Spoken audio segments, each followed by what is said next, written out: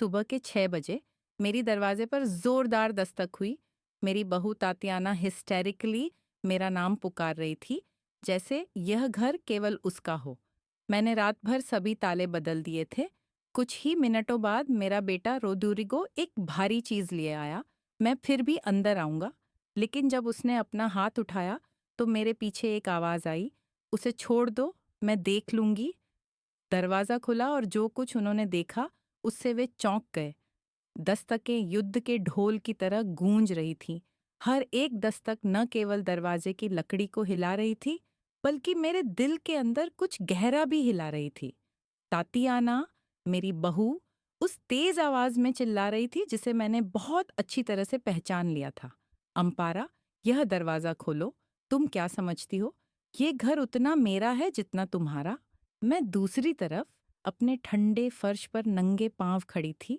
मेरा दिल इतनी तेज धड़क रहा था कि मुझे अपने कानों में धड़कन सुनाई दे रही थी। मेरे हाथ कांप रहे थे, डर से नहीं, बल्कि कुछ और से। 3 महीने से दबाया हुआ गुस्सा, गुस्सा जो चुपचाप पनपकर ठंडा और संगठित हो गया था। मैंने दीवार पर लगे घड़ी को देखा, वह घड़ी जो मेरे दिवंगत पति अर्नेस्टो ने 30 साल पहले मुरादाबाद से खरीदी थी। 6:07 AM। अधिवक्ता बरमुडेज 20 मिनट में आएंगे, मुझे सिर्फ सहना था।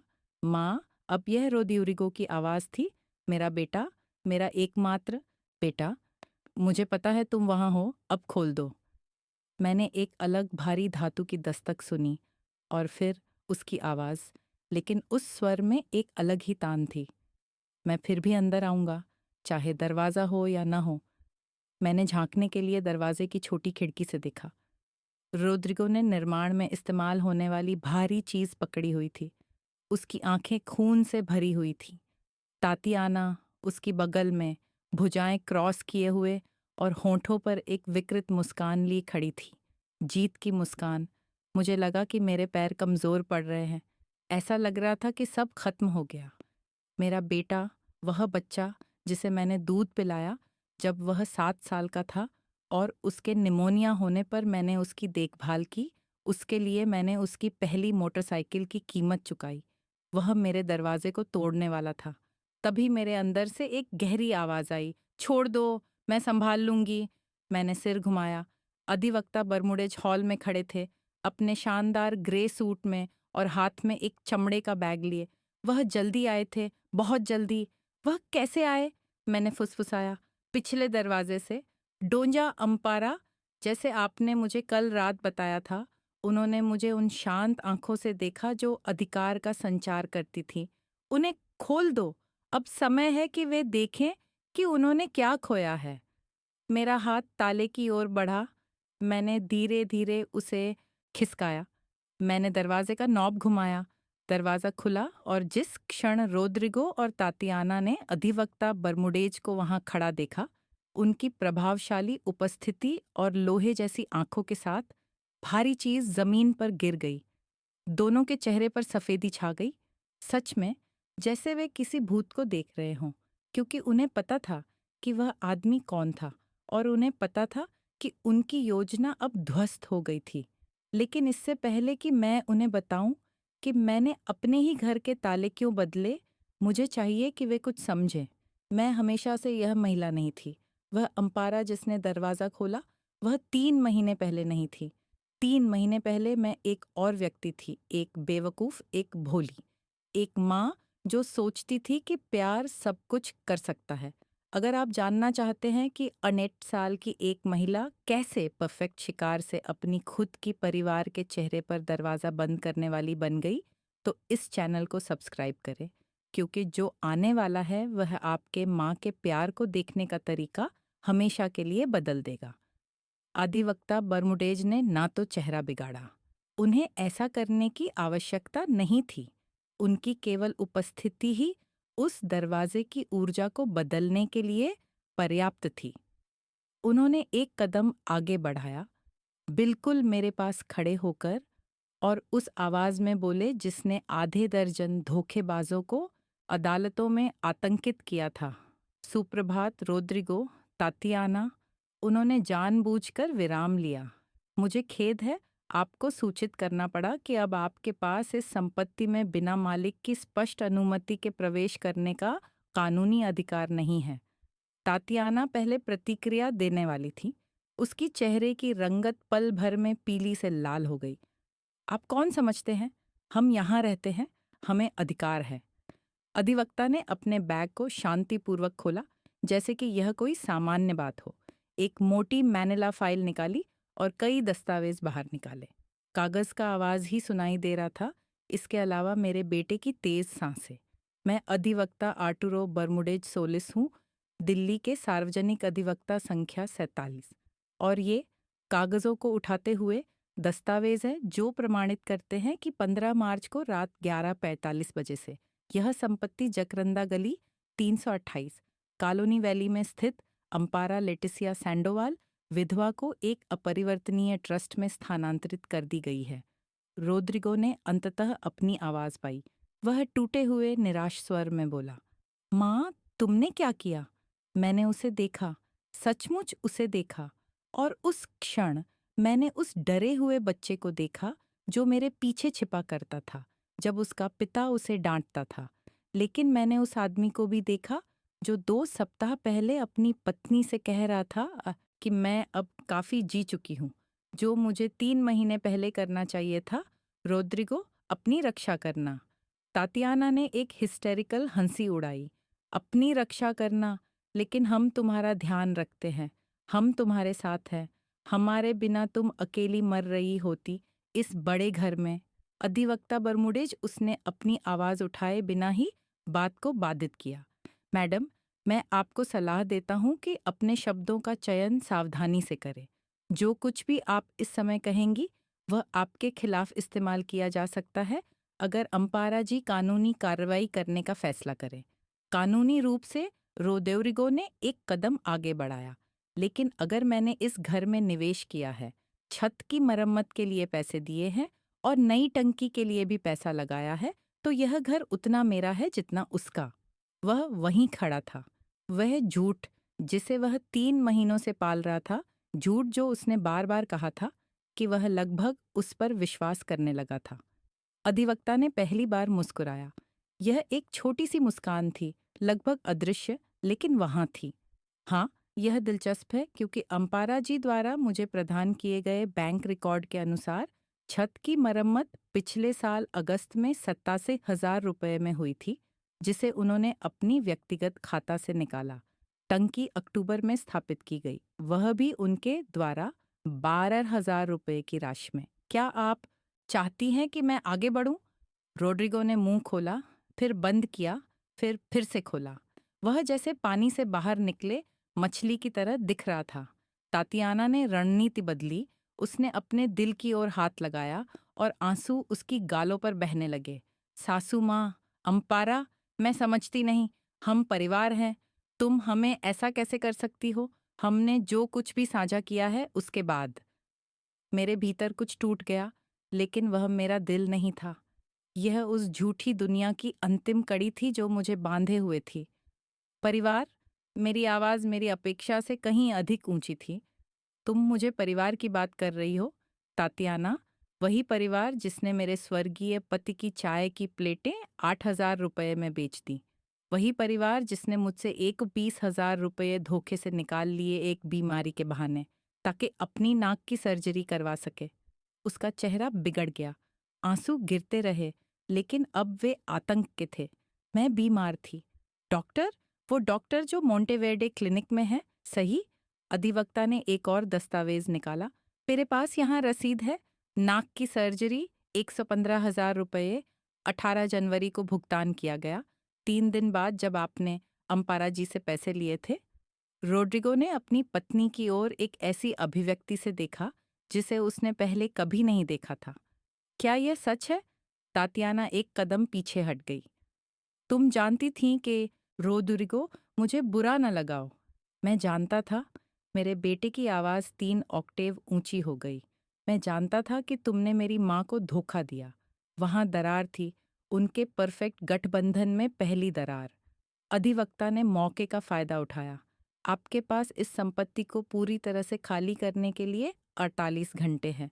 आप अपनी व्यक्तिगत चीज़ें, कपड़े, इलेक्ट्रॉनिक सामान जो आपके हैं, ले जा सकते हैं और बस इतना ही।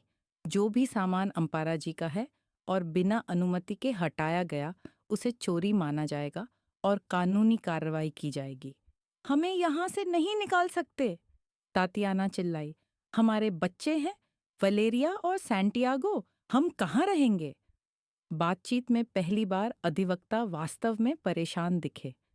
शायद आपको पहले सोचना चाहिए था जब आपने उन बच्चों की दादी को एक सस्ते आश्रम में डालने की योजना बनाई थी, ताकि आप उनका घर बेच सकें और कोंडेसा में एक अपार्टमेंट खरीद सकें। जो चुप्पी आई, वह इतनी घनी थी कि उसे चाकू से काटा जा सकता था। रोड्रिगो ने मेरी तरफ देखा, उसकी आंखें धुंधली थीं। कैसे? तुम ये कैसे जानती हो? मैंने अपनी बुनियादी कोट की जेब में हाथ डाला और एक छोटी डिजिटल रिकॉर्डर निकाली जिसे मेरी पड़ोसी कंसुएलो ने मुझे चलाना सिखाया था।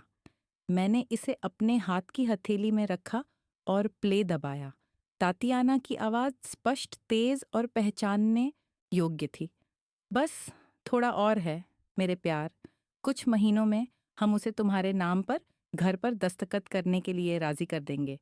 वह बूढ़ी है, अकेली है, उसे हमारी ज़रूरत है। फिर हम उसे एक सस्ते आश्रम में डाल देंगे और इस संपत्ति को बेच देंगे। यह आसानी से 4 मिलियन रुपए में बिकेगा। इससे हमें उस कोंडेसा में अपार्टमेंट खरीदने के लिए पर्याप्त होगा जो हम चाहते हैं। और फिर रोड्रिगो की आवाज़। तुम सही हो, मेरी माँ ने काफ़ी जी लिया, हमें यह घर चाहिए। मैंने रिकॉर्डिंग रोक दी। रोड्रिगो दरवाजे के सीढ़ियों पर घुटने टेक कर गिर गया। सच में उसकी टांगें अब उसे सहारा नहीं दे पा रही थीं। माँ, मैंने ऐसा नहीं कहा। हाँ, तुमने कहा, तुमने सोचा और तुम ऐसा करने वाले थे। मैंने एक शांत स्वर में कहा जो मुझे खुद पर आश्चर्यचकित कर गया। तातियाना ने अद्भुत गति से आत्मनियंत्रण हासिल कर लिया। उसने उंगली से रोड्रिगो की ओर इशारा किया। यह उसकी योजना थी। मैं बस उसके योजना का पालन कर रही थी। उसने मुझे सब कुछ समझाया और वहाँ, मेरे सामने, मैंने देखा कि वे एक दूसरे को कैसे नष्ट कर रहे थे। रोड्रिगो ने अचानक खड़ा होकर उसका सामना किया। क्या? तुमने कहा कि मेरी माँ एक बोझ है? तुम वही थी जिसने शानदार अपार्टमेंट की इच्छा की। अधिवक्ता ने अपना बैग एक तेज आवाज के साथ बंद किया। साहब, आपके वैवाहिक मुद्दे मेरे लिए कोई मायने नहीं रखते। जो बात मेरे लिए मायने रखती है वह यह है कि आपको बुधवार 7 मार्च को शाम 6 बजे तक इस संपत्ति को छोड़ने के लिए कहा जाता है। अगर आप स्वेच्छा से ऐसा नहीं करते हैं तो हम कानूनी निष्कासन की प्रक्रिया शुरू करेंगे। आपको शुभ दिन। वह मुड़ा और घर में चला गया। मैंने उसे पीछा किया और दरवाज़ा बंद करने से पहले एक आखिरी बार रोड्रिगो की ओर देखा। मेरा बेटा, मेरा एकमात्र बेटा, उस सीढ़ी पर चुपचाप रो रहा था जहां मैंने उसे पाला था, और मुझे कुछ नहीं महसूस हुआ। नहीं, ये झूठ है। मैंने राहत महसूस की। मैंने दरवाज़ा बंद किया और ताले लगाया। अधिवक्ता बरमुडेज ने मुझे हॉल से देखा। क्या सब ठीक है, अम्पारा जी? मैंने धीरे धीरे सिर हिलाया। फिर मैं सोफे पर बैठ गई, कमरे से, वहीं जहां अम्पारा अक्सर मुझे रविवार की दोपहर को कविताएं सुनाती थी, और 3 महीनों में पहली बार मैंने गहरी सांस ली। लेकिन आप लोग सोच रहे होंगे, यह सब कैसे हुआ? एक माँ अपने बेटे का निर्वासन योजना बनाते समय कैसे रिकॉर्ड कर सकती है? इसे समझने के लिए मुझे आपको 3 महीने पीछे ले जाना होगा। उस दिन जब मैंने अपने घर का दरवाज़ा खोला और न केवल अपने बेटे और उसके परिवार को अंदर आने दिया, बल्कि अपनी खुद की तबाही को भी। वह दिन मंगलवार 12 दिसंबर था। मुझे यह याद है क्योंकि उस दिन मैं जल्दी बाजार गई थी, जहां मैंने ग्वादालूप की देवी के लिए ताज़ी फूल खरीदने गए थी। सुबह के 11 बजे थे जब मेरे फ़ोन की घंटी बजी। माँ, रोड्रिगो की आवाज़ अजीब और सुस्त थी। बेटा, क्या हुआ? तुम ठीक हो? मुझे तुमसे बात करनी है। क्या मैं तुम्हारे घर आ सकता हूँ? यह बहुत ज़रूरी है। मेरा दिल धड़क उठा। जब एक बेटा कहता है कि कुछ ज़रूरी है, तो एक माँ सबसे बुरा सोचती है। दुर्घटनाएं, बीमारियां, मौत। बिल्कुल मेरे बेटे, जब चाहो आओ। क्या मैं कुछ खाने के लिए बना दूं? नहीं माँ, मुझे बस तुमसे बात करनी है। उसने फ़ोन रख दिया इससे पहले कि मैं कुछ और कह पाती। वह दोपहर 2 बजे पहुंचा, अकेला नहीं आया। तातियाना उसके साथ थी और उनके पीछे वलेरिया और सैंटियागो बड़े बैग लेकर आए थे, बैग जो फटने वाले थे। नमस्ते सासू माँ, तातियाना ने उस मुस्कान के साथ कहा जिसे मैं तब सच में समझती थी। बिना बताए आने के लिए माफ़ करना। नहीं, चिंता मत करो, आओ। क्या तुम लोग पानी या कॉफ़ी लेना चाहोगे? बच्चे पीछे के आंगन में दौड़ पड़े। वलेरिया 12 साल की थी और सैंटियागो 9 का। अच्छे बच्चे, हमेशा शिष्ट। हालांकि हाल ही में मैं उन्हें कम ही देख रही थी। रोड्रिगो सोफे पर बैठ गया और उसने अपने चेहरे पर हाथ फेरे। यह वही इशारा था जो वह बचपन से तब करता था जब वह नर्वस होता था। माँ, हमने अपार्टमेंट खो दिया। ये शब्द जैसे पत्थर की तरह गिरे। कैसे खो दिया? तातियाना उसके पास बैठ गई और उसका हाथ थाम लिया। उस पल मैंने सोचा, अच्छा है कि वे एक दूसरे का सहारा हैं, कठिन समय में। कितनी बेवकूफ़ी की बात थी। हमें बैंक से समस्या हुई। रोड्रिगो ने मेरी आंखों में देखे बिना समझाया। हम 3 महीने तक मॉर्टगेज का भुगतान नहीं कर पाए और हमें निकाल दिया गया। हमें 2 सप्ताह का समय दिया गया है। मैंने अपने सीने पर हाथ रखा। मेरा बेटा, मेरा रोड्रिगो, बेघर। लेकिन तुमने मुझे पहले क्यों नहीं बताया? मैं मदद कर सकती थी। हम तुम्हें चिंता में नहीं डालना चाहते थे सासू माँ, तातियाना ने मधुर आवाज में कहा। आपने हमारे लिए इतना किया है, हम बोझ नहीं बनना चाहते थे। आप कभी बोझ नहीं हैं, आप मेरी परिवार हैं। अंततः रोड्रिगो ने मुझे देखा। उसकी आंखें लाल थीं। माँ, मुझे तुमसे एक बहुत बड़े फेवर की ज़रूरत है, जो मैंने अपनी ज़िंदगी में तुमसे कभी नहीं मांगा। जो भी हो बेटा, जो भी तुम्हें चाहिए। हम यहाँ केवल अस्थायी रूप से रह सकते हैं जब तक हम अन्य स्थान नहीं ढूंढ लेते, शायद 2 या 3 महीने। मेरे पास 4 कमरे थे। जब से अर्नेस्टो 5 साल पहले चले गए थे, मैं इस बड़े से स्थान में अकेली रह रही थी, जो अचानक बहुत बड़ा और बहुत शांत लग रहा था। मेरे परिवार के करीब होने का विचार, बच्चों की हंसी सुनने का, एक से अधिक व्यक्ति के लिए खाना बनाने का, बेशक आप लोग जितना चाहें रह सकते हैं। तातियाना अचानक खड़ी हुई और मुझे गले लगाई। वह एक महंगे परफ्यूम की खुशबू में लिपटी हुई थी, जो किसी ऐसे व्यक्ति के लिए बहुत महंगी थी जिसने अभी अपना घर खोया था। धन्यवाद सासू माँ, आप नहीं जानते कि यह हमारे लिए कितना मायने रखता है। बच्चों ने खुशी से चिल्लाया जब उन्हें बताया गया कि वे दादी के पास रहेंगे। क्या मैं उस कमरे में रह सकता हूँ जिसमें छत पर तारे हैं? दादी, सैंटियागो ने कहा। वह कमरा था जिसे एर्नेस्टो ने रोड्रिगो के लिए सजाया था जब वह छोटा था। उसने अंधेरे में चमकने वाले स्टिकर लगाए थे। मेरे पोते को वे याद थे जब वे कुछ ही बार मुझसे मिलने आए थे। बिल्कुल मेरे प्यारे। उसी शाम उन्होंने अपने सामान लाना शुरू कर दिया। बहुत सारी बक्से, जितनी एक ट्रक में समा नहीं सकती थी।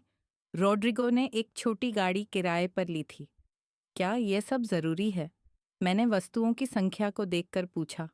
हमें नहीं पता कि हम कितने समय तक रहेंगे माँ। हम सब कुछ हाथ में रखना चाहते हैं। ये समझ में आता था, या कम से कम मैंने यही सोचा। पहली सप्ताह अच्छी थी। मैं सबके लिए खाना बनाती थी। बच्चे खाने की मेज पर अपना होमवर्क करते थे। रोड्रिगो सुबह जल्दी नौकरी खोजने निकलता था। तातियाना घर पर रहती थी। वह कहती थी कि बच्चों की देखभाल करने के लिए, हालांकि वे अब बड़े हो गए थे कि उन्हें नानी की ज़रूरत नहीं थी, लेकिन कुछ छोटी छोटी बातें थीं जिन्हें उस समय मैंने नज़रअंदाज किया। तातियाना ने कमरे के फर्नीचर को इस तरह से बदल दिया कि ज्यादा जगह हो। एर्नेस्टो की कुर्सी, जिस पर वह घंटों पड़ता था, अब गैराज में कोने में थी। यह बहुत पुरानी है सासू माँ, इसे वहां देखना अच्छा नहीं लगता।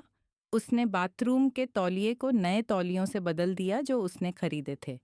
मेरी माँ द्वारा हाथ से खड़ाई की गई तौलियों को उसने एक डिब्बे में रख दिया। ये ज्यादा आधुनिक है। आपको अपडेट होना चाहिए सासू माँ। उसने भी खाना बनाना शुरू कर दिया, लेकिन ऐसा खाना जो मुझे पसंद नहीं था, अलग अलग मसालों के साथ। और जब मैं कुछ पारंपरिक बनाने की कोशिश करती तो वह आह भरती थी। अरे सासू माँ, इतनी चर्बी किसी के लिए भी अच्छी नहीं है। एक दिन 2 सप्ताह बाद जब वे आए, मैं नाश्ते के लिए नीचे गई और पाया कि भोजन कक्ष की पर्दे गायब हैं। पर्दे कहाँ हैं? मैंने पूछा। तातियाना एक स्मूदी बना रही थी। उसने मुंह नहीं मोड़ा। मैंने उन्हें हटा दिया। वे प्राकृतिक रोशनी को रोक रहे थे। आपका घर बहुत अंधेरा है सासू माँ, मुझे स्पष्टता की जरूरत थी। उन पर्दों को मैंने खुद सिला था। उन्हें पूरा करने में मुझे 3 हफ्ते लगे। इनमें बुनाई के एक खास डिज़ाइन के पक्षी थे जो मेरी माँ ने मुझे सिखाए थे, लेकिन मुझे वे पर्दे बहुत पसंद थे। वे बहुत पुराने थे सासू माँ। अब समय आ गया था कि इन्हें बदल दें। उसी समय रोद्यूरिगो अंदर आया और तातियाना को गाल पर एक चुंबन दिया। नमस्ते माँ, क्या आप अच्छी सोईं? बेटा, क्या तुमने देखा कि तातियाना ने खाने के कमरे के पर्दे हटा दिए हैं? हाँ, वे अब बेहतर दिखते हैं, है ना? ज्यादा रोशनी है। लेकिन मैंने उन्हें बनाया था। मुझे इसमें बहुत समय लगा। रोड्रिगो ने मुस्कुराते हुए कॉफी बनाई। माँ, इतना भावुक मत हो। ये सिर्फ पर्दे हैं। तातियाना का स्वाद अच्छा है। तुम्हें उस पर थोड़ा भरोसा करना चाहिए। मैं चुप हो गई। अपने घर के रसोई में खड़ी थी। ऐसा महसूस कर रही थी कि जैसे मैं ही कहीं बाहर हो गई हूँ। तुम सही हो, मैंने आखिरकार कहा। बस पर्दे हैं। तातियाना ने मुझे मुस्कुराते हुए देखा। वह मुस्कान जिसे मैं अभी भी दयालु मानती थी। मुझे यह पसंद है सासू माँ कि आप लचीली हों, बदलाव अच्छा होता है। उस रात जब मैं बिस्तर पर लेटी, मैंने छत की ओर देखा और अर्नेस्टो के बारे में सोचा जो हमेशा कहते थे, अम्पारा तुम बहुत अच्छी हो, एक दिन कोई इसका फायदा उठाएगा। लेकिन ये तो अलग था, है ना? यह मेरा परिवार था, मेरा बेटा, मेरे पोते। वे मुझसे फायदा नहीं उठा सकते। क्या वे? जिस पल मुझे एहसास हुआ कि पर्दों का ये सब सिर्फ शुरुआत थी। तातियाना इमी कासा में अस्थायी रूप से रहने नहीं आई थी। वह इसे अपना बनाने आई थी। और हर दिन मैं थोड़ा थोड़ा गायब होती गई, जब तक कि मैं लगभग खत्म नहीं हो गई। असली बदलाव तीसरे हफ्ते में शुरू हुआ। तातियाना बिना दस्तक दिए मेरे कमरे में आई। मैं कपड़े मोड़ रही थी जब मैंने उसे दरवाजे पर खड़ा देखा, उस चेहरे के साथ जिसे मैं बहुत अच्छे से जानने लगी थी। निर्णय का मुखौटा पहने चिंता। सासू माँ, हमें इस कमरे के बारे में बात करनी है। मेरे कमरे के बारे में? क्या हुआ? वह अंदर आई और चीज़ों को छूते हुए चारों ओर घूमने लगी। यह बहुत भरा हुआ है, बहुत भारी। आपके लिए इतना अव्यवस्थित होना स्वस्थ नहीं है। मैंने चारों ओर देखा। मेरा कमरा अव्यवस्थित नहीं था।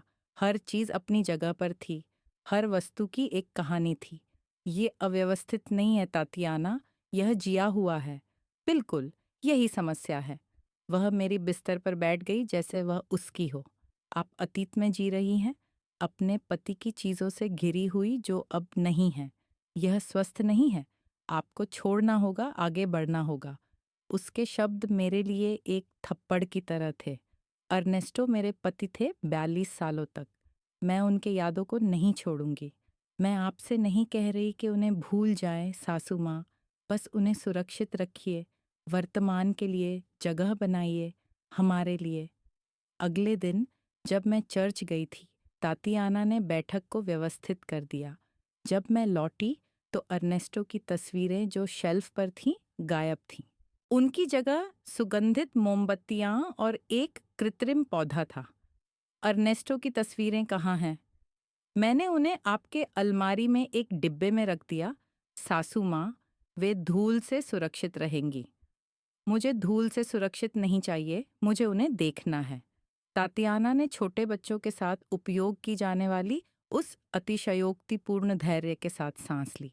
सासू माँ, आप अपने घर को एक तीर्थ स्थान नहीं बना सकती।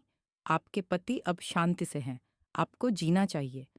मैं अपने अलमारी में गई, डिब्बा पाया, लेकिन सभी तस्वीरें नहीं थीं। मेरी पसंदीदा अर्नेस्टो और मैं अकापुल्को में हमारी हनीमून पर थी। वह मुझे अपने बाहों में उठाए हुए था जबकि लहरें हमारे पैरों को भिगो रही थीं। तातियाना, एक फोटो गायब है। कौन सी? अकापुल्को की, चांदी के फ्रेम वाली। ओह, वह वह गिर गई और कांच टूट गया। मैंने उसे फेंक दिया। तुमने उसे फेंका? फ्रेम तो वैसे ही जंग लगा हुआ था सासू माँ, अब वह काम का नहीं रहा। मेरे दिल के अंदर कुछ टूटने लगा। नहीं, फ्रेम नहीं। मैं उस रात रोदेरिको देर से आया। मैंने जागते हुए उसका इंतजार किया। बेटा, मुझे तुमसे बात करनी है। माँ, मैं थका हुआ हूँ, कल बात कर सकते हैं। नहीं, अब बात करनी होगी। वह सोफे पर थक कर गिर पड़ा, एक उदासीन साई के साथ। ठीक है, क्या हुआ? तात्याना तुम्हारे पिता की चीजें फेंक रही है। उसने पूरे घर को बदल दिया है और मैं अपने ही घर में अजनबी जैसी महसूस कर रही हूँ। रोड्रिगो ने मेरी आंखों में भी नहीं देखा। वह अपने फोन को देखता रहा। माँ, तात्याना सिर्फ मदद करने की कोशिश कर रही है। यह घर बहुत निग्लेक्टेड और पुराना था। यह मेरा घर है, रोड्रिगो, और मुझे यह पसंद था जैसे था। शायद तुम्हें किसी को दिखाने की जरूरत थी कि जीने के और भी तरीके हैं। अंततः उसने अपनी नजरें उठाईं। तुम्हारी समस्या यह है माँ कि तुम अतीत से बहुत चिपकी हुई हो। पापा की मौत को 5 साल हो चुके हैं। अब आगे बढ़ने का समय है। उसके शब्द मेरे लिए चाकू की तरह थे। आगे बढ़ना मतलब अपने पिता को भूल जाना है। इसका मतलब एक संग्रहालय में जीना छोड़ना है। वह उठ खड़ा हुआ। तात्याना चीजों को आधुनिक बनाने की कोशिश कर रही है। तुम्हें आभार व्यक्त करना चाहिए कि कोई तुम्हारी परवाह कर रहा है। फिर वह सोने चला गया। मैं अंधेरे में बैठी रही। तात्याना की सुगंधित मोमबत्तियों की खुशबू मेरे घर के लिए अजनबी थी। और पहली बार जब से वे आए, मैंने रोना शुरू किया। लेकिन सबसे बुरा अभी बाकी था। 1 हफ्ते बाद तात्याना एक बड़ी मुस्कान के साथ रसोई में आई। सासू माँ, मेरे पास एक शानदार खबर है। मैंने एक गहरी सफाई कंपनी को नियुक्त किया है। वे कल आकर सब कुछ साफ सुथरा कर देंगे। सफाई कंपनी? लेकिन मैं तो घर साफ करती हूँ। अरे सासू माँ, पूरी इज्जत के साथ कह रही हूँ, आप पुरानी तरीके से सफाई कर रही हैं। हमें एक पेशेवर सफाई की जरूरत है। चिंता मत कीजिए, मैं खर्चा उठाऊंगी। अगले दिन 3 लोग यूनिफॉर्म में और औद्योगिक सफाई के सामान के साथ आए। तात्याना उन्हें युद्ध की जनरल की तरह नेतृत्व कर रही थी। उन गैराज के फर्नीचर को फेंक दो, वहां की बाकी बक्सों को भी, और वो पुरानी अलमारी, उसे भी निकाल दो। रुकिए, मैं उनकी ओर दौड़ी। वह अलमारी मेरी दादी की थी। आप इसे नहीं फेंक सकती। यह तो कीड़ों से भरी है सासू माँ। यह तो कीड़ों का अड्डा है। मुझे परवाह नहीं, ये मेरे परिवार की है। तातियाना ने निराशा में इशारा किया। ठीक है, हम इसे छोड़ देते हैं, लेकिन कम से कम उन पुरानी चीजों को गैराज से निकालने दें। मैंने ध्यान नहीं दिया कि उन्होंने गैराज से क्या निकाला। यह एक बड़ा गलती थी। 2 दिन बाद मैंने अर्नेस्टो के विंटेज रिकॉर्ड्स की खोज की। उन बोलेरो के डिस्क जो उन्होंने 30 सालों में इकट्ठा किए थे, वो जो हम रविवार की दोपहर को सुनते थे जब वह मुझे रसोई में गले लगाते थे और कान में गाते थे, वे नहीं थे। तातियाना, अर्नेस्टो के डिस्क कहाँ हैं? डिस्क? अरे सासू माँ, वो सफाई वाले फेंक गए। वे खरोंचों से भरे थे, कुछ तो सुनाई भी नहीं देते थे। उन्होंने उन्हें फेंक दिया। हाँ, लेकिन चिंता मत कीजिए, अब स्पॉटिफाई है, आप जो चाहे सुन सकती हैं। मैं गैराज के फर्श पर बैठ गई, वहीं जहाँ कभी अर्नेस्टो का सोफा था, जहाँ कभी उसके डिस्क, उसकी यादें, हमारी जिंदगी थी। और मैं रोई जैसे मैंने उसके अंतिम संस्कार के बाद कभी नहीं रोया था। तातियाना दरवाजे पर आई। अरे सासू माँ, इतना नाटक मत कीजिए, ये सब सिर्फ चीजें हैं, सिर्फ सामान। लेकिन यह सिर्फ सामान नहीं था, यह मेरी जिंदगी के टुकड़े थे, एर्नेस्टो के टुकड़े, मेरे टुकड़े। और वह उन्हें एक एक करके फेंक रही थी। उस रात मैंने अपने जीवन भर की पड़ोसी कंसुएलो को बताया। वह 72 साल की थी और मेरी तरह विधवा थी। हम उसके बगीचे में कढ़ाई वाली कॉफी के साथ बैठे। अम्पारा, वह औरत तुम्हारी कहानी मिटा रही है, उसने अपनी बेबाकी से कहा। वह तुम्हारी कहानी को मिटा रही है ताकि अपनी लिख सके, लेकिन वह मेरी बहू है, मेरे बेटे की पत्नी है, और यही उसे और खतरनाक बनाता है क्योंकि वह परिवार का टैग लेकर आती है और तुम अपने बेटे के प्रति इज्जत के कारण वह सहन करती हो जो तुम एक अजनबी से सहन नहीं करोगी। उसकी बातें रात भर मेरे दिमाग में घूमती रहीं। अगले दिन तातियाना ने बिना बताए, बिना पूछे लिविंग रूम का रंग बदल दिया। जब मैं बाजार से आई तो दीवारें जो 20 साल से पीच रंग की थीं, अब गहरे ग्रे रंग की थीं। क्या आपको पसंद है? उसने गर्व से पूछा। यह फैशनेबल रंग है, बहुत ही स्टाइलिश लग रहा है। मैंने वह पीच रंग एर्नेस्टो के साथ मिलकर चुना था। हमने पूरे एक सप्ताहांत में मिलकर पेंट किया था, लेकिन अब यह ग्रे है। पीच अब पुराना हो गया है सासू माँ, अपडेट होना चाहिए। रोड्रिगो आया और ताली बजाई। वाह, ये अद्भुत लग रहा है। प्यार, बहुत आधुनिक। तुम्हारी माँ खुश नहीं है, तातियाना ने शिकार की आवाज में कहा। रोड्रिगो ने मुझे निराशा से देखा। माँ, सच में? तातियाना घर को बेहतर बनाने की कोशिश कर रही है और आप सिर्फ शिकायत कर रही हैं। मैंने कभी नहीं कहा कि इसे बेहतर बनाने की ज़रूरत है। मुझे यह जैसे था वैसा ही पसंद था, क्योंकि किसी और को यह पसंद नहीं था। यह तो निराशाजनक था। निराशाजनक? जैसे मेरी अर्नेस्टो के साथ जिंदगी निराशाजनक थी। मैं बिना रात का खाना खाए अपने कमरे में चली गई और उस रात अंधेरे में लेटे हुए मुझे एक भयावह बात का एहसास हुआ। मैं अब अपने घर को पहचान नहीं पा रही थी। दीवारें, फर्नीचर, सुगंध, सब कुछ अलग था। सब कुछ तातियाना का था और मैं अपने ही घर की किराएदार बनती जा रही थी। लेकिन अगर आपको लगता है कि मेरी यादें खो देना तातियाना द्वारा किया गया सबसे बुरा था, तो आप गलत हैं। क्योंकि जो अगला हुआ वह सिर्फ सामान चुराना नहीं था, यह मुझसे कुछ और भी कीमती चुराना था। और जब मैंने इसे खोजा तो मैंने समझा कि मेरी बहू सिर्फ चालाक नहीं थी, वह एक चोर थी और मेरा बेटा, मेरा अपना बेटा, इसे जानता था। यह एक गुरुवार की दोपहर थी, 18 जनवरी। मुझे यह तारीख याद है क्योंकि यह अर्नेस्टो का 47वां जन्मदिन था। अगर वह जीवित होता, वह हमेशा उस दिन अपनी तस्वीर पर ताज़ा फूल रखता था, लेकिन उसकी तस्वीर अब लिविंग रूम में नहीं थी। यह मेरे अलमारी में एक डिब्बे में रखी थी। मैं रसोई में गई चाय बनाने के लिए। मुझे कुछ चाहिए था जो मुझे शांत करे। पिछले दिनों मैं बुरा सोई थी, बुरे सपने, जहाँ मेरा घर लगातार छोटा होता जा रहा था और मैं बाहर नहीं निकल पा रही थी। तातियाना खाने के कमरे में अपने लैपटॉप के साथ थी। वह किसी के साथ फ़ोन पर बात कर रही थी। हाँ, मेरे पास अभी भी है। यह प्राचीन चीनी मिट्टी की बनी है। इसमें 24 कैरेट सोने के विवरण हैं। एक ठहराव। नहीं, यह चोरी नहीं हुई है। यह मेरे परिवार की है। एक और ठहराव। 8,000 रुपये बहुत कम है। इसकी कीमत कम से कम 15,000 है। मैं पास गई। उसके लैपटॉप की स्क्रीन पर मेरी चीनी मिट्टी की तस्वीरें थीं। वह चीनी मिट्टी की सेवा जो अर्नेस्टो ने हमारे 30रे सालगिरह पर मुझे दी थी। उसने इसे सैन फ्रांसिस्को में एक व्यापार यात्रा के दौरान खरीदा था। इसे खरीदने के लिए उसने महीनों तक बचत की थी।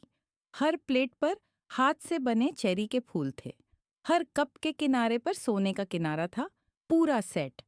12 गहरे प्लेट, 12 सपाट प्लेट, 12 कप और उनकी प्लेटें। हम इसे कभी नहीं इस्तेमाल करते थे। यह बहुत कीमती थी। मैंने इसे खाने के कमरे की अलमारी में रखा था, सिर्फ इसे देखने के लिए। तातियाना, मेरी आवाज़ कांप रही थी। तुम क्या कर रही हो? उसने एक शांत, बहुत शांत मुस्कान के साथ सिर उठाया। अरे, सासू माँ, मैं चीनी मिट्टी बेच रही हूँ। मेरी चीनी मिट्टी बेच रही हूँ। खैर, तकनीकी रूप से यह आपके घर में है, लेकिन कोई इसे इस्तेमाल नहीं कर रहा। यह सिर्फ धूल जमा कर रही है। मुझे पता है कि हमें पैसे की ज़रूरत है। जैसे ही मैंने कहा, मुझे लगा कि ज़मीन मेरे पैरों के नीचे हिल रही है। यह बर्तन मुझे अर्नेस्टो ने उपहार में दिया था। यह बिकने के लिए नहीं है। सासू माँ, आपको समझदारी से सोचना चाहिए। यह तो बस कुछ बर्तन हैं और हम एक कठिन स्थिति में हैं। रोड्रिगो को नौकरी नहीं मिली है। बच्चों को नए स्कूल के सामान की ज़रूरत है। हमारे सामान रखने के लिए जो गोदाम का किराया है, वह अगले हफ्ते खत्म हो रहा है और हमारे पास देने के लिए कुछ नहीं है। तो आप मेरी चीज़ें बेचना चाहती हैं? ये सिर्फ आपकी चीज़ें नहीं हैं सासू माँ, हम परिवार हैं। जो आपका है वह हमारा भी है। यही तो परिवारों की परंपरा है। मेरे हाथ कांप रहे थे। मेरा दिल इतनी तेजी से धड़क रहा था कि मुझे अपने कानों में धड़कन सुनाई दे रही थी। उस बिक्री को अभी रद्द करें।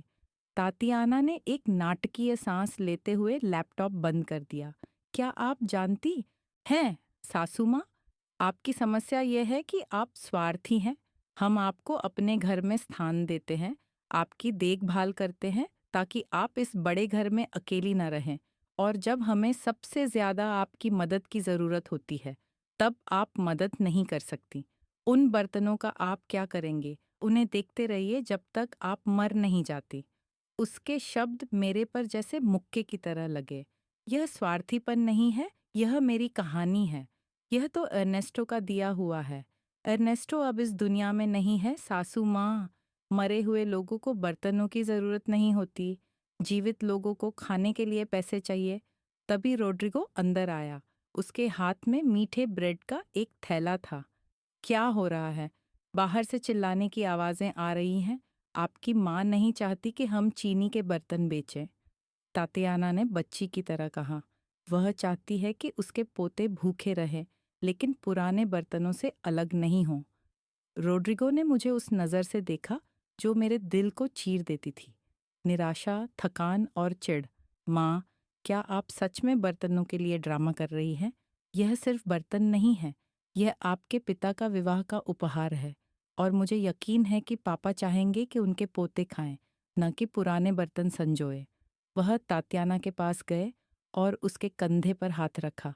बर्तन बेच दो प्रिय, मेरी माँ इसे समझेगी। मैं नहीं समझूंगी। आपके पास कोई अधिकार नहीं है। तातियाना अपनी आंखों में आंसू लिए खड़ी हो गई। वो आंसू उसके गालों के बीच से बिना उसके मेकअप को बिगाड़े गिर रहे थे। क्या आप जानती हैं, सासू माँ, आप सही हैं। हमारे पास कुछ भी पाने का अधिकार नहीं है। हम तो बस आपके लिए एक बोझ है। रोड्रिगो, तुमने अपनी माँ को सुन लिया। हम यहाँ नहीं हैं। बेहतर है कि हम अपनी चीज़ें पैक करें और सड़क पर चले जाएं। आखिर बच्चों को आश्रय में सोने से क्या फर्क पड़ता है? कम से कम सासू माँ के बर्तन तो सुरक्षित रहेंगे। प्रिय, ऐसा मत कहो। रोड्रिगो ने उसे गले लगाया और मुझे सख्त नज़रों से देखा। माँ, देखिए आप क्या कर रही हैं। देखिए आप उसे कैसे चोट पहुंचा रही हैं। मैं इसे विश्वास नहीं कर पा रही थी। किसी तरह मैं कहानी की बुरी पात्र बन गई थी। रोड्रिगो, यह बर्तन मेरे लिए बहुत कीमती है। हमारे लिए यह खाने का साधन है। मेरे बेटे ने चिल्लाया। उसने कभी मुझे इस तरह नहीं चिल्लाया। लेकिन चिंता मत करो माँ, हम आपके कीमती बर्तनों को नहीं छुएंगे। हम कुछ नहीं छुएंगे। वास्तव में बेहतर है कि हम चले जाएं, ताकि आप अकेले अपने यादों और चीज़ों के साथ रह सके, बिना किसी के परेशान किए। वह सीढ़ियों की ओर बढ़ने लगा। तातियाना उसके पीछे पीछे रोते हुए गई। बच्चे गलियारे में डरते हुए चेहरे के साथ आए। क्या हुआ पापा? सैंटियागो ने छोटी आवाज में पूछा। कुछ नहीं बेटा, चलो हम पैक करने जा रहे हैं। आपकी दादी चाहती है कि हम चले जाएं। मैंने नहीं कहा। मैं चिल्लाई, लेकिन किसी ने मेरी नहीं सुनी। 2 घंटे बीत गए। 2 घंटे में मैंने ऊपर से आवाजें सुनी, बक्से खींचने, दरवाजे बंद करने की, वेलेरिया की हल्की रोने की आवाज।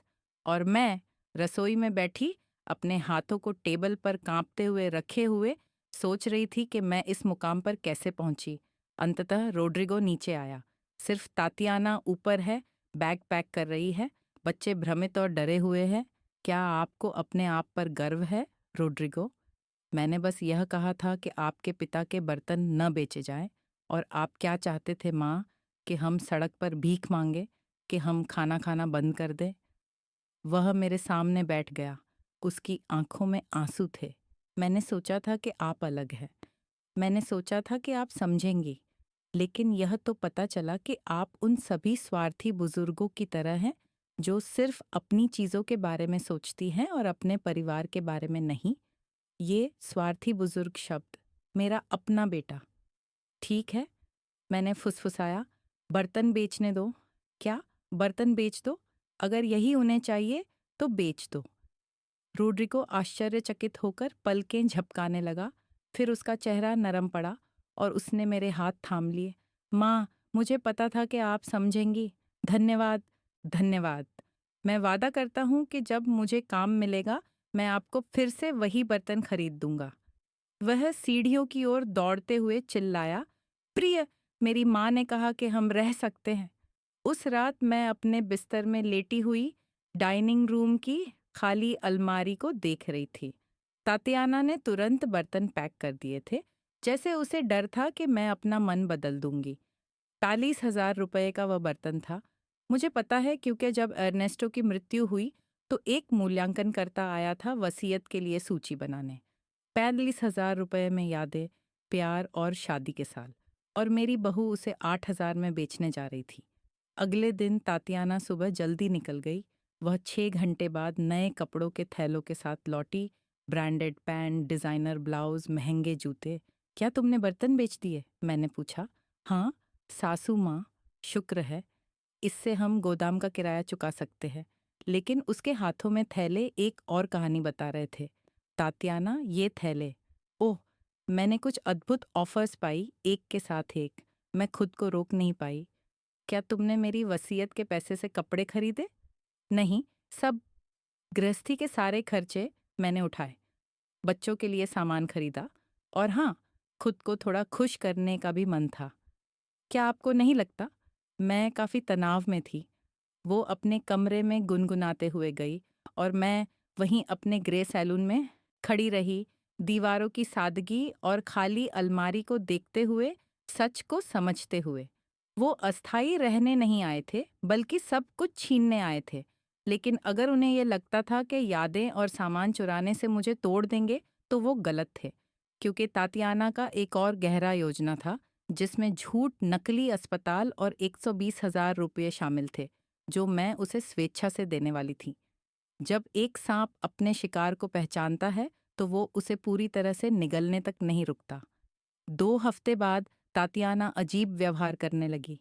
वो देर से उठती, घर में एक हाथ से माथे को छूते हुए घूमती, गहरी सांसें भरती, खाना छोड़ देती, कहती कि उसे भूख नहीं है, और हर बार जब कोई उससे पूछता कि उसे क्या हुआ, वो नाटकीय ढंग से कुछ नहीं, सब ठीक है कहती, लेकिन उसकी आंखें जैसे चिल्ला रही थीं, और पूछो, तुम्हें और जानने की इच्छा है। अंततः वलेरिया उस जाल में फंस गई। माँ, क्या तुम बीमार हो? तातियाना ने अपने दिल की ओर हाथ रखा और उसकी आंखें आंसुओं से भर गईं। मैं आपको चिंता में नहीं डालना चाहती मेरे प्यारे, बस कुछ अजीब लक्षण हैं, लेकिन कुछ गंभीर नहीं है, यकीन मानिए। रॉड्रिगो ने टेबल से उठते हुए चिंता जताई। कौन से लक्षण? चक्कर, मितली, और हाँ, थोड़ा खून भी आ रहा है। उसने अपनी आवाज़ को एक भयानक रहस्य की तरह नीचे किया, उन जगहों से जहां ऐसा नहीं होना चाहिए।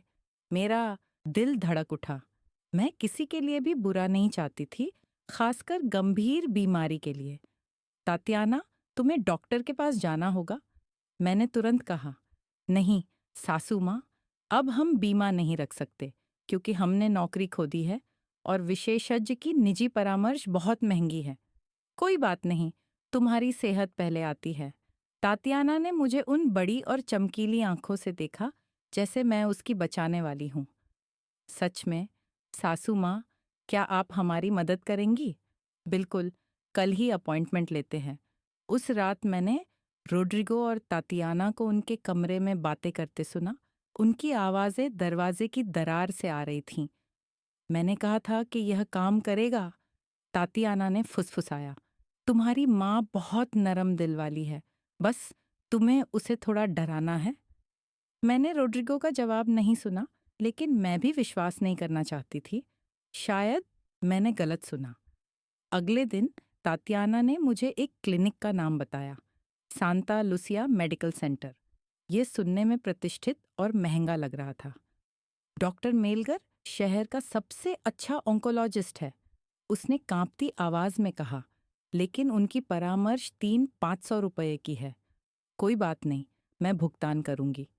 मैंने उसे अपॉइंटमेंट में साथ दिया, लेकिन जब हम पहुंचे तो उसने मुझसे बाहर इंतजार करने को कहा। सासू माँ, ये बहुत निजी परीक्षण है। मुझे शर्म आती है कि आप वहाँ हों। क्या आप लाउंज में इंतजार नहीं कर सकती? बिल्कुल नहीं बेटी, तुम बेफिक्र रहो। मैंने 2 घंटे इंतजार किया, 2 घंटे पुरानी मैगजीन पढ़ते हुए एक शानदार वेटिंग रूम में, जहाँ संगमरमर के फर्श और महंगे पौधे थे।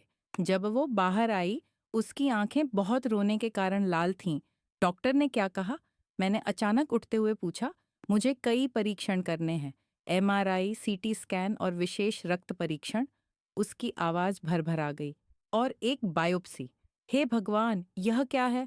उन्हें अभी नहीं पता, इसलिए उन्हें परीक्षण करने की जरूरत है। लेकिन डॉक्टर ने कहा कि जितनी जल्दी करेंगे उतना बेहतर होगा।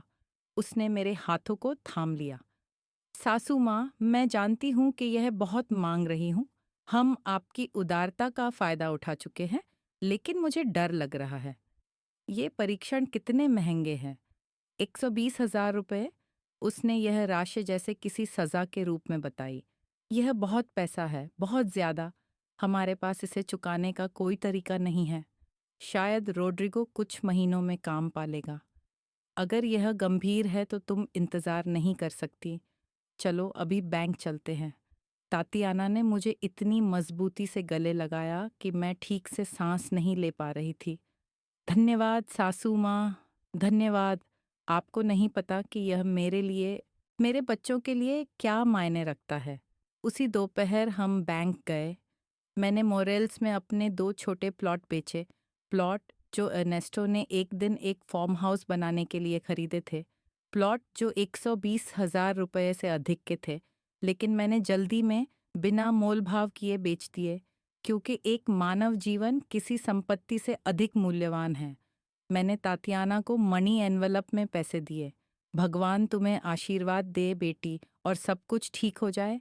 उसने मेरे गले में रोते हुए कहा, आंसू जिन्हें मैंने उस समय सच्चे समझा। अगले 2 हफ्तों में तातियाना जल्दी उठकर परीक्षण कराने जाती। वो थकी थकी पीली पड़ चुकी लौटती, सुइयों, मशीनों और चिंतित डॉक्टरों की कहानियां सुनाती। क्या परिणाम आ गए? मैं हर दिन पूछती। अभी नहीं सासू माँ, ये बहुत जटिल परीक्षण है, इसमें समय लगता है। बच्चे डर गए थे। एक रात सैंटियागो ने मुझसे पूछा, दादी, माँ ठीक है?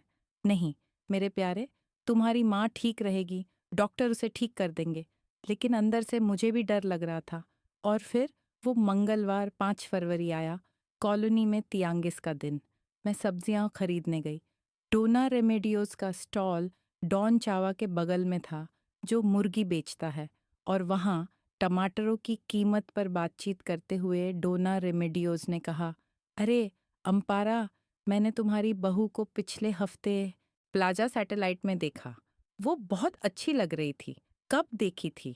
पिछले शुक्रवार को वो एक सुंदर क्लिनिक से बाहर निकल रही थी। दुनिया थम गई। Plastic surgery? हाँ, ये दिल्ली की एक क्लिनिक है। मेरी भतीजी वहाँ रिसेप्शनिस्ट है। उसने मुझे बताया कि आपकी बहू ने नाक करवाई है। वो बहुत खूबसूरत लग रही है। वैसे मैं बाजार से सामान लाते समय हाथों में झोले पकड़े घर आई।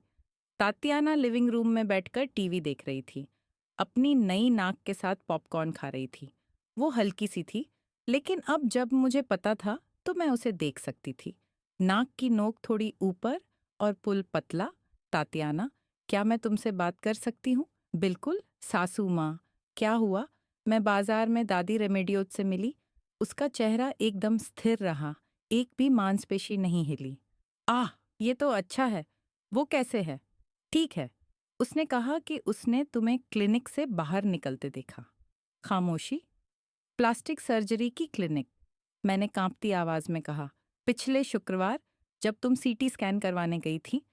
तातियाना ने धीरे धीरे पॉपकॉर्न का कटोरा मेज पर रखा। सासू माँ, क्या मैं इसे समझा सकती हूँ? समझाना किस चीज का? मेरी आवाज उसे ज्यादा ऊंची निकल गई जितनी मैंने सोची थी। समझाना कि तुमने मुझसे झूठ बोला कि तुमने एक काल्पनिक बीमारी के लिए 20,000 रुपये निकाल ली। मैंने कुछ नहीं बनाया। हाँ, मुझे बुरा लग रहा था। तुमने मेरी पैसे से नाक करवाई। वह सोफे से इतनी तेजी से उठी कि मुझे डर लगने लगा। और अगर मैंने किया तो? समस्या क्या है? मैं भी अपने आप को अच्छा महसूस करने का हक रखती हूँ। ये सब आपके और आपकी ज़रूरतों के बारे में नहीं है। यह मेरा पैसा था, पैसा जो मैंने इसलिए दिया क्योंकि मुझे लगा तुम बीमार हो। मैं बीमार थी। असुरक्षा की बीमारी, आत्मसम्मान की कमी। उसने गर्व से अपनी नाक को छुआ। ये सर्जरी मेरी जिंदगी को उतनी ही बचाने वाली है जितनी कि कैंसर का कोई इलाज। मुझे विश्वास नहीं हो रहा था, मुझे इस बेवकूफ़ी पर विश्वास नहीं हो रहा था। मुझे मेरा पैसा वापस चाहिए। तात्याना ने एक ठंडी हंसी हंसते हुए कहा, आपका पैसा, सासू माँ, आपने मुझे दिया था, यह एक उपहार था। वापस लौटाने की कोई बात नहीं है। यह कोई उपहार नहीं था, यह तुम्हारे चिकित्सा उपचार के लिए था और मैंने इसे चिकित्सा उपचार में ही खर्च किया। पुनर्निर्माण सर्जरी, यह वही है। उसी समय रोड्रिगो अंदर आया। वह एक रेस्तरां की वर्दी पहने हुए था। आखिरकार उसे वेटर की नौकरी मिल गई थी। यहाँ क्या हो रहा है? उसने कहा। बाहर से चिल्लाहट सुनाई दे रही है। आपकी माँ मुझे परेशान कर रही है, तातियाना ने पीड़ित की आवाज़ में कहा। वह मुझसे शिकायत कर रही है कि मैंने उस पैसे का उपयोग किया जो उसने मुझे एक ज़रूरी सर्जरी के लिए दिया। एक ज़रूरी सर्जरी। मैंने अपने बेटे की ओर मुड़कर कहा। रोड्रिगो ने मुझसे झूठ बोला। उसने कहा कि उसे कैंसर है। उसने अपनी नाक के लिए 1 से 20 हज़ार रुपये निकाल लिए। मैं उम्मीद कर रही थी कि मेरा बेटा मेरे पक्ष में खड़ा होगा, कि वो गुस्साएगा, कि वो तातियाना का सामना करेगा, लेकिन इसके बजाय उसने थकान के साथ एक सांस भरी। माँ, हम सब जानते थे कि तातियाना अपनी नाक करवाने जा रही है। मेरे पैरों के नीचे से जमीन खिसक गई। क्या? उसे बहुत परेशानी हो रही थी। सालों से वो इसे ठीक करना चाहती थी। मैंने कहा कि वो इसका फायदा उठाए, क्योंकि तुमने पैसे देने की पेशकश की थी। मैंने प्लास्टिक सर्जरी के लिए पैसे नहीं दिए। मैंने पैसे दिए क्योंकि मुझे लगा कि वो बीमार है। रोड्रिगो मेरे पास आया और मुझसे ऐसे बात की जैसे मैं एक छोटी बच्ची हूँ। माँ, क्या सच में यह महत्वपूर्ण है कि पैसे का उपयोग किसके लिए किया गया? दिन के अंत में तुमने अपनी बहू की खुद को बेहतर महसूस करने में मदद की। तुम्हें गर्व होना चाहिए। गर्व? मुझे झूठा बनाया गया। हमने तुम्हें झूठ नहीं बोला, हमने सिर्फ सभी विवरण नहीं बताए। उसने कंधे उचकाए। और तुम उन 1-20 हज़ार रुपये का क्या करने वाली थी? जब तक तुम मर नहीं जाती उन्हें संभालना। कम से कम अब उनका उपयोग किसी अच्छे काम के लिए हुआ। तातियाना ने संतोष के साथ अपने हाथ बांध लिए। अगर मैं आपकी जगह होती तो मैं इतना हल्ला नहीं करती सासू माँ, जब तक आप नहीं चाहती कि हम यहाँ से चले जाएं, क्योंकि अगर हम ऐसे ही बहस करते रहे तो एक साथ रहना असंभव हो जाएगा। यह चिंता की आड़ में छिपी हुई एक धमकी थी, लेकिन एक धमकी तो थी। और सबसे बुरा यह था कि यह काम कर गई, क्योंकि अकेले रहने का ख्याल, इस खाली घर की खामोशी में लौटने का ख्याल मुझे पैसे खोने से ज्यादा डरावना लग रहा था। ठीक है, मैंने फुसफुसाया। भूल जाओ, मुझे यही पसंद है माँ। रोड्रिगो ने मेरे कंधे पर थपथपाया। कल सब कुछ बेहतर होगा, तुम देखोगी। उस रात मैं नहीं सोई। मैं छत को देखती रही, महसूस करते हुए कि मेरा हर टुकड़ा टूट रहा है। मेरा बर्तन, मेरी यादें, मेरा पैसा, मेरी गरिमा, क्या बचा है? और सबसे महत्वपूर्ण, मैं कितनी दूर जाने वाली थी इससे पहले कि पूरी तरह से गायब हो जाऊं। लेकिन मुझे नहीं पता था कि तातियाना और रोड्रिगो 1-20 हज़ार रुपये पर संतुष्ट नहीं होने वाले थे, न ही मेरी संपत्तियों पर, न ही मेरे घर पर जिसे उन्होंने अपने अनुसार सजाया। नहीं, वे सब कुछ चाहते थे और मैं जल्द ही यह जानने वाली थी कि वे इसे पाने के लिए कितनी दूर जाने को तैयार थे। क्योंकि एक रात मैं पानी का एक गिलास लेने गई और मैंने एक बातचीत सुनी जो मेरी जिंदगी को हमेशा के लिए बदलने वाली थी। यह 22 फरवरी था, सुबह 2:37 का समय। मुझे पता था, क्योंकि मैं उठने से पहले घड़ी देखी थी। मेरी गला सूख गया था, वह तरह की सूखापन जो तुम्हें जगाता है और तुम्हें फिर से सोने नहीं देता जब तक तुम पानी नहीं पी लेते। मैंने अपना गाउन पहन लिया और धीरे धीरे सीढ़ियाँ उतरने लगी। रात में लकड़ी के कदम चरचरा रहे थे और मैं नहीं चाहती थी कि कोई जाग जाए। घर अंधेरा था, केवल चाँद की रोशनी थी जो हॉल की खिड़की से आ रही थी। मैं रसोई के आधे रास्ते में थी जब मैंने आवाज़ें सुनी। ये पीछे के आंगन से आ रही थी, फुसफुसाते हुए रोड्रिगो और तातियाना। मेरी अंतः प्रेरणा ने कहा कि मुझे रोशनी नहीं जलानी चाहिए, कि मुझे कोई शोर नहीं करना चाहिए। मैं रसोई के दरवाजे के पास छिप गई। जो आंगन की ओर खुलता है, छायाओं में छिपी हुई। रोड्रिगो की आवाज में घबराहट थी। अगर वो मना कर दे तो क्या होगा? तातियाना की आवाज ठंडी और चतुर थी। वो पहले की तरह मेरी तरफ मीठे स्वर में नहीं बोल रही थी। बस कुछ ही समय बाकी है मेरे प्यार, हमें सिर्फ कुछ महीनों की जरूरत है। किस चीज के लिए कुछ महीने? उसने पूछा। उसे नरम करने के लिए, उसे ऐसा महसूस कराने के लिए कि उसे हमारी जरूरत है, कि वो बूढ़ी हो गई है और अकेली नहीं रह सकती। मैंने सिगरेट जलने की आवाज सुनी। तातियाना चुपचाप धूम्रपान कर रही थी। ऐसा सोचकर कि मुझे इस बात का पता नहीं था। 3 महीने में, उसने जारी रखा, हम उसे समझा देंगे कि उसे घर की वसीयत तुम्हारे नाम पर साइन करनी चाहिए अपनी सुरक्षा के लिए, समझे? अगर उसे कुछ हो गया, अगर वो गिर गई या बीमार पड़ गई, तो ये कानूनी समस्या बन जाएगी। सब कुछ सही होना चाहिए। मेरे दिल की धड़कन इतनी तेज थी कि मुझे डर लगा कि वो सुन लेगी। और अगर उसे शक हो गया? रोड्रिगो ने पूछा। उसे शक नहीं होगा, वो अकेली है, उसके पास सिर्फ हम हैं। तातियाना हंसती। हमने पहले ही उसे दिखा दिया है कि असली ताकत किसके पास है। हमने उसकी चीज़ें फेंकी, उसका घर बदल दिया, पैसे निकाले और उसने कुछ नहीं किया।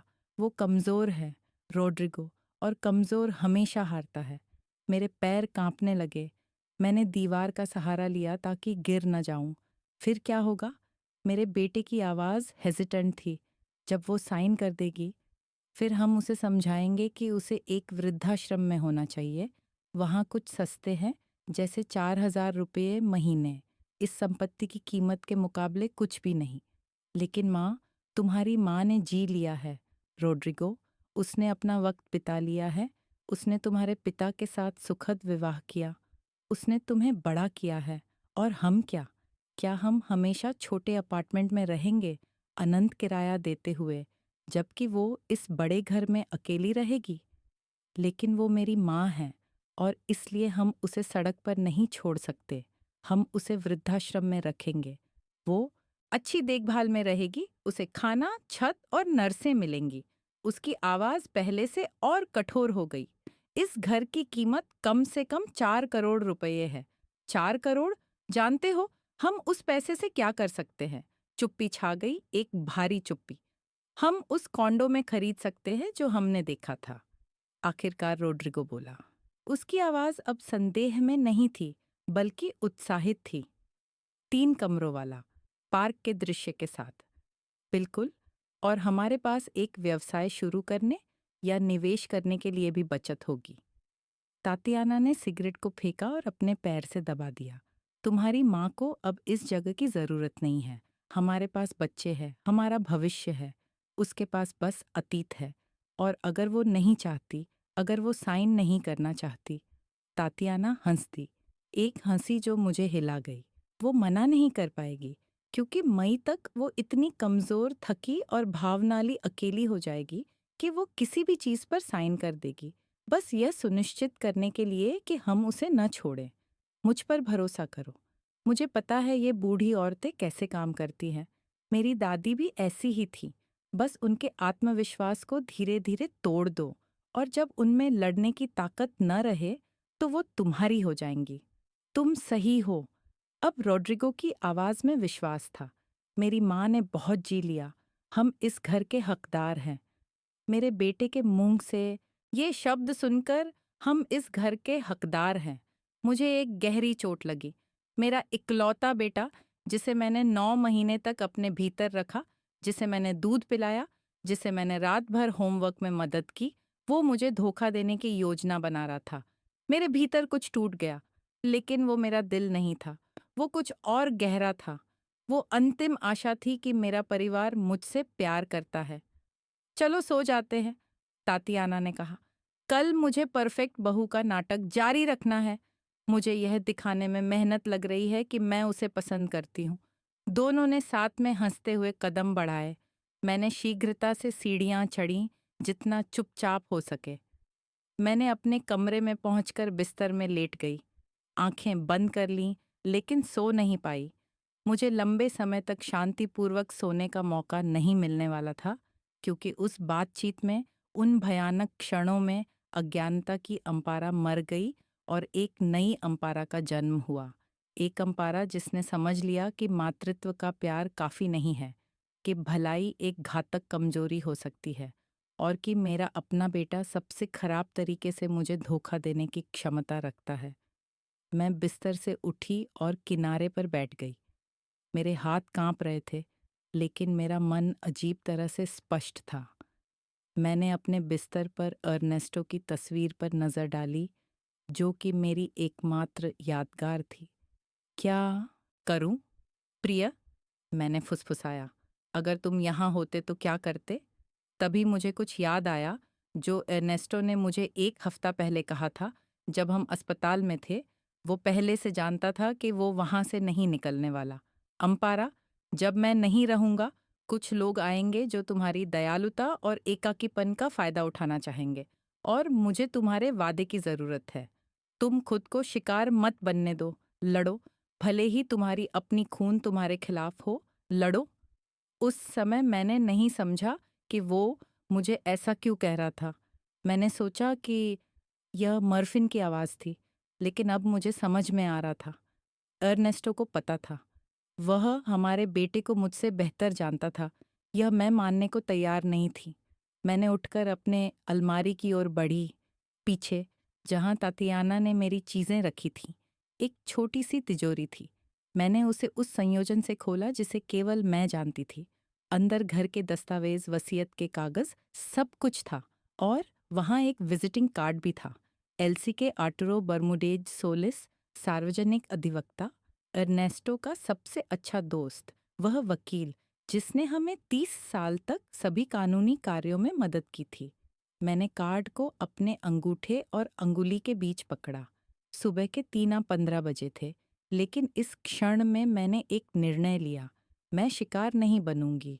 मैं सस्ती वृद्धाश्रम में नहीं जाऊंगी, जबकि मेरा बेटा और उसकी पत्नी मेरे घर का आनंद ले रहे हैं। मैं नहीं चाहती कि मुझे भुला दिया जाए। मैं लड़ूंगी, लेकिन चिल्लाकर नहीं। मैं रोकर नहीं लड़ूंगी। मैं नाटक नहीं करूंगी। मैं चुपचाप लड़ूंगी। मैं योजना बनाऊंगी। मैं इंतज़ार करूंगी, और जब सही समय आएगा तो उनके चेहरे पर दरवाज़ा बंद कर दूंगी, शाब्दिक और रूपक दोनों अर्थ में। मैंने फिर से लेट गई, इस बार एक अजीब शांति के साथ, क्योंकि 3 महीनों में पहली बार मैं नियंत्रण में थी। उन्हें अभी नहीं पता था, लेकिन वे जानने वाले थे, क्योंकि जब तातियाना और रोड्रिगो उस रात शांत सो रहे थे, अपने परफेक्ट योजना के विश्वास में, मैं अंधेरे में जाग रही थी, रूपांतरित होते हुए। वह कमज़ोर महिला जो वे जानते थे, वह मर रही थी, और उसकी जगह एक नई महिला का जन्म हो रहा था, जो उन्हें यह दिखाने वाली थी कि 68 साल की महिला को कमज़ोर समझना उनके जीवन की सबसे बड़ी गलती थी। अगली सुबह मैं नाश्ते के लिए नीचे आई, जैसे हमेशा। मैंने अपनी फूलदार गाउन पहनी, कॉफ़ी बनाई और कुछ पराठे गर्म किए। तातियाना रेशमी पजामे में, जो उसने मेरे पैसे से खरीदी थी, बोरियत से रसोई में आई। सुप्रभात सासू माँ, क्या आप अच्छी सोईं? मैंने उसे देखा, वास्तव में उसे देखा, और पहली बार समझा कि वह क्या है। एक शिकारी, एक ऐसी महिला जिसने मेरे हर कदम, मेरी हर कमजोरी का अध्ययन किया और उन्हें हथियार बना दिया। लेकिन उसे नहीं पता था कि मैं भी सीख सकती हूँ। बहुत अच्छा बेटी, और तुम? जैसे पत्थर। उसने कॉफी ली। सुनिए सासू माँ, मैं सोच रही थी, क्या आप नहीं चाहेंगी कि हम बुजुर्गों के लिए आवास के विकल्प देखने लगे? अभी नहीं जाने के लिए, बस विकल्प रखने के लिए, जब कभी जरूरत पड़े। वह वहीं थी, बीज बोने की कोशिश कर रही थी। 2 दिन पहले मैं घबरा जाती, पूछती कि क्यों, रोती, लेकिन कल की अम्पारा अंधेरे में 2:37 बजे मर गई। तुम सही हो तातियाना, मेरी उम्र में कभी कुछ भी निश्चित नहीं होता। तैयार रहना अच्छा होगा। उसके चेहरे पर आश्चर्य और संतोष की चमक थी। सच में? कितनी अच्छी बात है कि आप इसे परिपक्वता से ले रही हैं, सासू माँ। आपकी उम्र के अधिकांश लोग इन विषयों पर विरोध करते हैं, लेकिन मैं अधिकांश नहीं हूँ। मैंने एक छोटी सी मुस्कान दी। व्यावहारिक होना चाहिए। जब तातियाना स्नान करने गई, मैंने अपना मोबाइल निकाला और कार्ड का नंबर डायल किया। अधिवक्ता बर्मुडेज का कार्यालय, सुप्रभात। मैं अम्पारा सैंडोवाल, कोर्टेस की विधवा बोल रही हूँ। मुझे अधिवक्ता के साथ एक तुरंत मुलाकात तय करनी है, लेकिन मेरे घर पर नहीं, उनके कार्यालय में, और कृपया अगर संभव हो तो आज ही। एक पल मैडम। रुकावट। अधिवक्ता आपको शाम 4 बजे मिल सकते हैं। बिल्कुल, मैं वहाँ होंगे। मैंने ठीक उसी समय फ़ोन रखा जब रोड्रिगो रसोई में आया। सुप्रभात, माँ। तुम किससे बात कर रही थी? डॉक्टर से। मुझे अपनी नियमित जांच के लिए अपॉइंटमेंट याद दिलाया था। मैंने इतनी सहजता से झूठ बोला कि मैं खुद हैरान रह गई। अच्छा, क्या तुम चाहोगी कि मैं तुम्हारे साथ चलूं? नहीं बेटा, मुझे पता है कि तुम्हें काम करना है। मैं अकेले जा सकती हूँ। शाम 3 बजे मैं घर से बाहर निकली। मैंने एक उबर लिया और अधिवक्ता बर्मुडेज के कार्यालय के लिए चल पड़ी। सचिव ने मुझे तुरंत अंदर बुलाया। जब उन्होंने मुझे देखा तो अधिवक्ता अपने डेस्क से उठ गए। उनकी उम्र 70 साल थी। बाल पूरी तरह से सफ़ेद और आंखों में वह अनुभव था जो सब कुछ देख चुका था। डोना अम्पारा, उन्होंने मुझे सच्चे दिल से गले लगाया। कितना समय हो गया। अर्नेस्टो जानकर खुश होगा कि आपने आखिरकार मुझसे संपर्क किया। उन्होंने मुझे एक कुर्सी की ओर इशारा किया और सामने बैठ गए। अर्नेस्टो ने मुझसे कहा था कि जब वह नहीं रहे तो मुझे आपकी देखभाल करनी है। उन्होंने मुझसे वादा कराया था कि अगर आप कभी कानूनी मदद की ज़रूरत पड़े तो मैं वहाँ रहूँगा। 5 साल हो गए और यह पहली बार है जब आपने मुझसे संपर्क किया। उन्होंने थोड़ी देर रुक कर कहा, तो मुझे बताइए, क्या हो रहा है? मैंने उन्हें सब कुछ बताया, बिल्कुल सब कुछ। घर में बदलाव, बेची गई बर्तन, झूठी सर्जरी से एक अब 20,000 रुपये और आखिरकार वो बातचीत जो मैंने आंगन में सुनी। अधिवक्ता ने नोट्स लेना शुरू किया। उनके चेहरे पर कोई आश्चर्य नहीं था, केवल एक पेशेवर दुख। क्या आपके पास उस बातचीत का कोई प्रमाण है? नहीं, मैंने उसे रिकॉर्ड नहीं किया, लेकिन मैं जानती हूँ जो मैंने सुना। समझ गई। उन्होंने पेन छोड़ दिया। डोना अम्पारा, आपके बेटे और बहू की योजना का एक नाम है, संपत्ति का अवैध अपहरण। यह एक अपराध है, लेकिन हमें ठोस साक्ष्य की आवश्यकता है। मैं वह साक्ष्य कैसे प्राप्त करूं? उन्होंने अपनी कुर्सी पर झुककर कहा, आपको एक रिकॉर्डिंग चाहिए, एक बातचीत जहां उनकी योजना स्पष्ट हो, और आपको सब कुछ दस्तावेजित करना होगा। उन वस्तुओं का जो उनके बिना आपकी अनुमति के बेची गई है, उन पैसों का जो धोखे से लिए गए हैं, सब कुछ।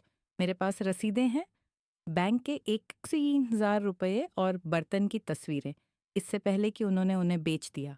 शानदार, यह एक शुरुआत है। अब घर के बारे में।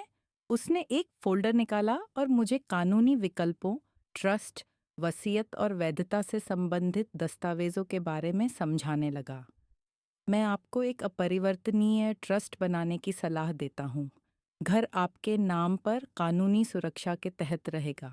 आप वहाँ तब तक रह सकते हैं जब तक आप चाहें, और आप ऐसे लाभार्थियों को नामित कर सकते हैं जो केवल उन विशेष शर्तों के तहत संपत्ति प्राप्त करेंगे जो आप तय करते हैं।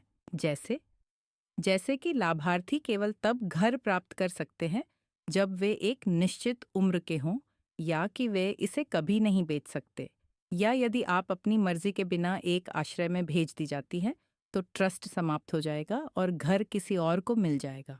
मेरे दिल में उम्मीद की एक किरण जगी, और मेरा बेटा कुछ नहीं कर सकेगा, बिल्कुल कुछ नहीं। ट्रस्ट स्थापित होने के बाद न तो कोई न्यायाधीश इसे बिना आपकी स्पष्ट सहमति के बदल सकता है। इसमें कितना समय लगता है? यदि आप मुझे अनुमति दें तो मैं 1 सप्ताह में दस्तावेज तैयार कर सकता हूँ, लेकिन मुझे आपकी मूल संपत्ति के कागजात चाहिए। वे मेरे घर में हैं, एक तिजोरी में। शानदार। और एक बात और अम्पारा जी, उसने आगे झुककर कहा, मुझे चाहिए कि आप सामान्य रहें, कोई संदेह न उठाए, वही अम्पारा बनी रहे जो वे जानते हैं, क्योंकि अगर उन्हें शक हुआ कि आप कुछ योजना बना रही हैं तो वे अपने योजना को तेजी से आगे बढ़ा देंगे, और यह हमारे लिए समस्याएं पैदा करेगा। मैंने सिर हिलाया। मैं ऐसा कर सकती हूँ, मुझे पता है कि आप कर सकती हैं। एर्नेस्टो हमेशा मुझसे कहता था कि आप उस पर से कहीं ज़्यादा मजबूत हैं जितना आप दिखाती हैं। बस आपने कभी इसे साबित नहीं किया। मैं वकील के दफ्तर से एक फ़ोल्डर के साथ निकली और महीनों में पहली बार कुछ ऐसा महसूस किया जिसे मैंने भुला दिया था, उम्मीद। लेकिन मैं एक मिशन के साथ भी निकली। मुझे वह रिकॉर्डिंग चाहिए थी। उस रात जब हम डिनर कर रहे थे, मैंने पूरी तरह से सामान्य तरीके से व्यवहार किया। मैंने मुस्कुराया, खाना परोसा और हर किसी के दिन के बारे में पूछा। तातियाना ने मुझे प्रशंसा भरी नज़रों से देखा। आज आप खुश लग रही हैं सासू माँ। क्या कुछ अच्छा हुआ?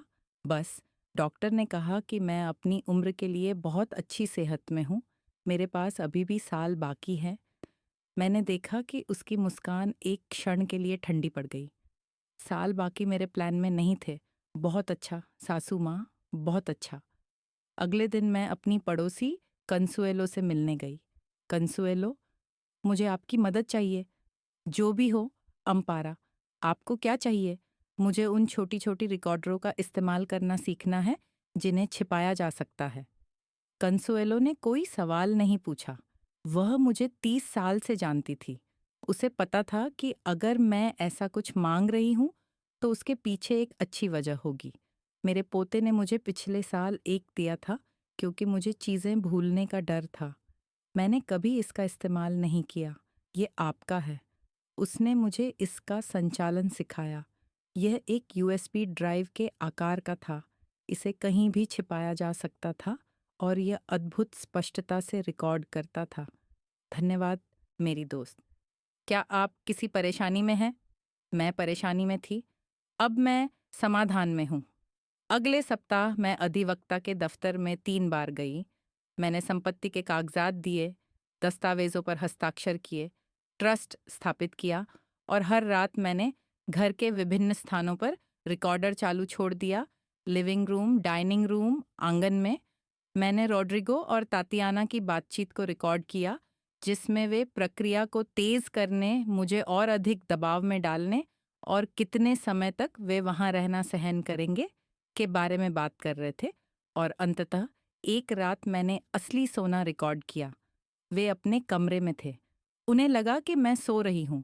रिकॉर्डर एक गमले के पीछे छिपा हुआ था, उनके दरवाजे के ठीक बाहर। तातियाना ने स्पष्ट और सुनाई देने वाली आवाज में कहा, बस कुछ ही समय बाकी है मेरे प्यार। कुछ महीनों में हम उसे घर आपके नाम पर हस्ताक्षर करने के लिए मना लेंगे। यह बूढ़ी अकेली हमें जरूरत है। फिर हम उसे एक सस्ते आश्रय में भेज सकते हैं और इस संपत्ति को बेच सकते हैं। यह आसानी से 4 मिलियन रुपए की कीमत में बिकेगी। इससे हमें कोंडेसा में वो फ्लैट खरीदने के लिए पर्याप्त पैसे मिलेंगे जो हम चाहते हैं। और रोड्रिगो ने जवाब दिया, तुम सही हो। मेरी माँ ने काफ़ी जी लिया। हम इस घर के हकदार हैं।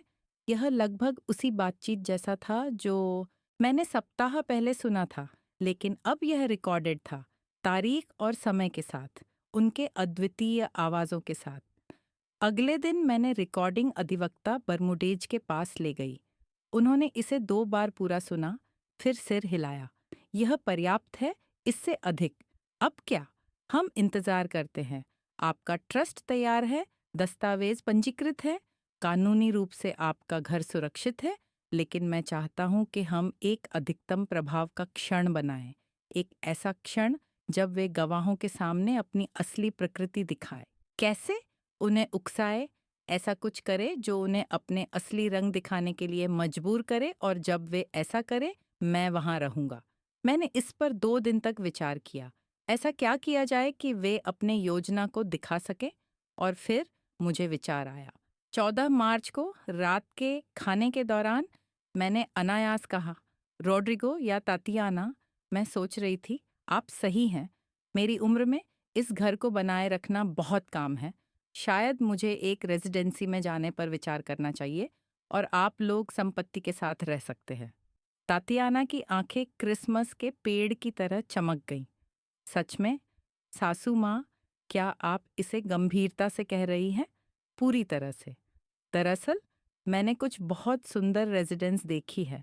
क्योकान में एक है जो बहुत खूबसूरत लग रही है। रोड्रिगो ने मेरा हाथ पकड़ा। माँ, यह आपकी ओर से बहुत परिपक्व निर्णय है। मुझे आप पर गर्व है। मुझे बस कागजात में आपकी मदद चाहिए। घर की वसीयत को स्थानांतरित करना होगा। अधिवक्ता बर्मुडेज हमारी मदद कर सकते हैं। क्या आपको लगता है कि हम उसे बुलाएं? हाँ, तातियाना ने खुशी से लगभग चिल्ला दिया। उसे बुलाइए। मालूम नहीं, अचानक मुझे लगा कि मैं एक नई कहानी लिख रही हूँ और इस कहानी का मुख्य पात्र मैं ही हूँ। अगले दिन सुबह।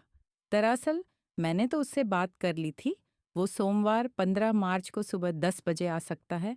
बिल्कुल सही, रॉड्रिगो ने कहा। हम यहाँ होंगे। उस रात मैंने अपने कमरे से उनकी जश्न की आवाज़ें सुनी, शैंपेन, हंसी, योजनाएं, और मैं अपने बिस्तर में अंधेरे में मुस्कुरा रही थी क्योंकि उन्हें लग रहा था कि वे जीत गए हैं। उन्हें नहीं पता था कि असली खेल तो अभी शुरू हुआ था।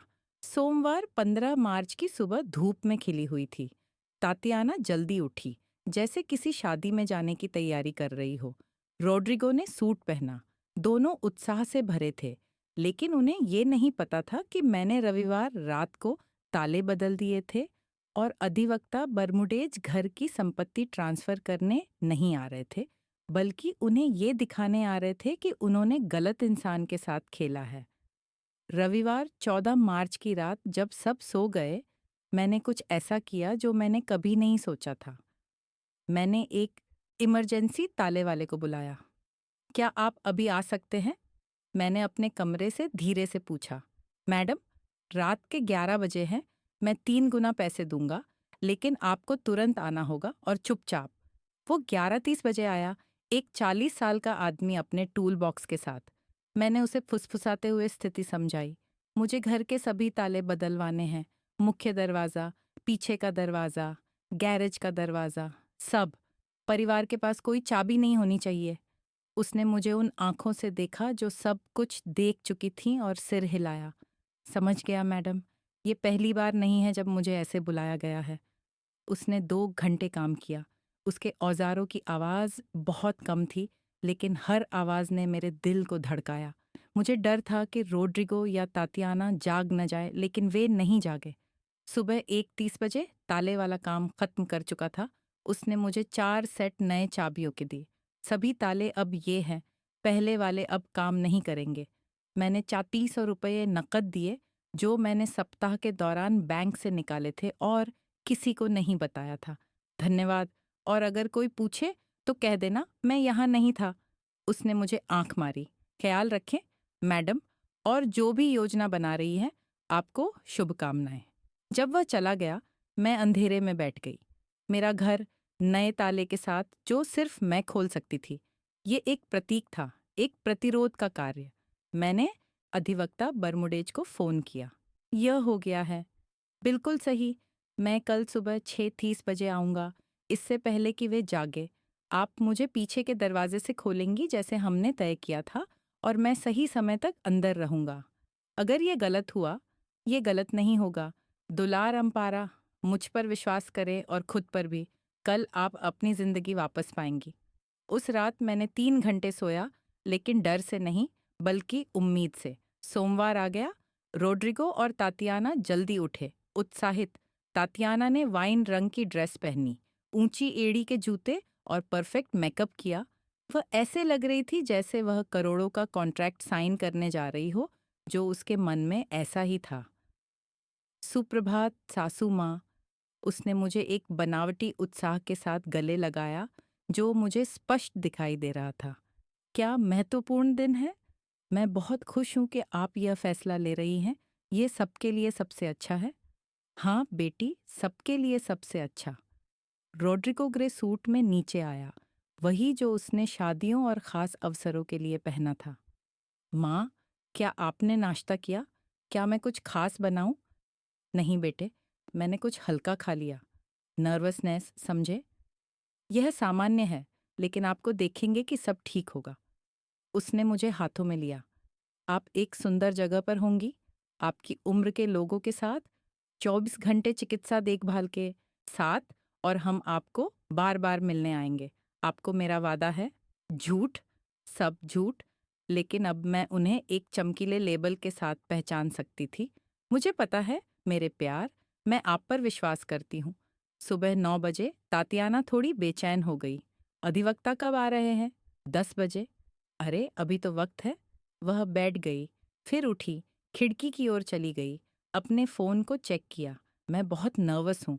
नर्वस किस बात से? मैंने निर्दोषता से पूछा। इस प्रक्रिया से। यह आपके लिए एक महत्वपूर्ण कदम है, सासू माँ। सुबह 9:30 बजे घंटी बजी। तातियाना लगभग सोफे से कूद पड़ी। वो जल्दी आ गया। कितना अच्छा! मैं खोलने जा रही हूँ। लेकिन जब वह दरवाजे पर गई और नॉब घुमाया तो दरवाजा नहीं खुला। सासू माँ, दरवाजा ताला लगा है। अरे हाँ, मैंने रात में ताला लगा दिया था। अब जा रही हूँ। मैंने धीरे से पास जाकर दरवाजे की आंख से देखा। वो अधिवक्ता बरमुडेज नहीं था, बल्कि एक पड़ोसी थी जो टमाले बेच रही थी। यह वो नहीं है, यह तो दुआ चायो है। मैं नहीं खोल रही। नहीं, मेरे पास नाश्ता है, धन्यवाद। तातियाना ने मुझे अजीब तरह से देखा, लेकिन उसने कुछ नहीं कहा।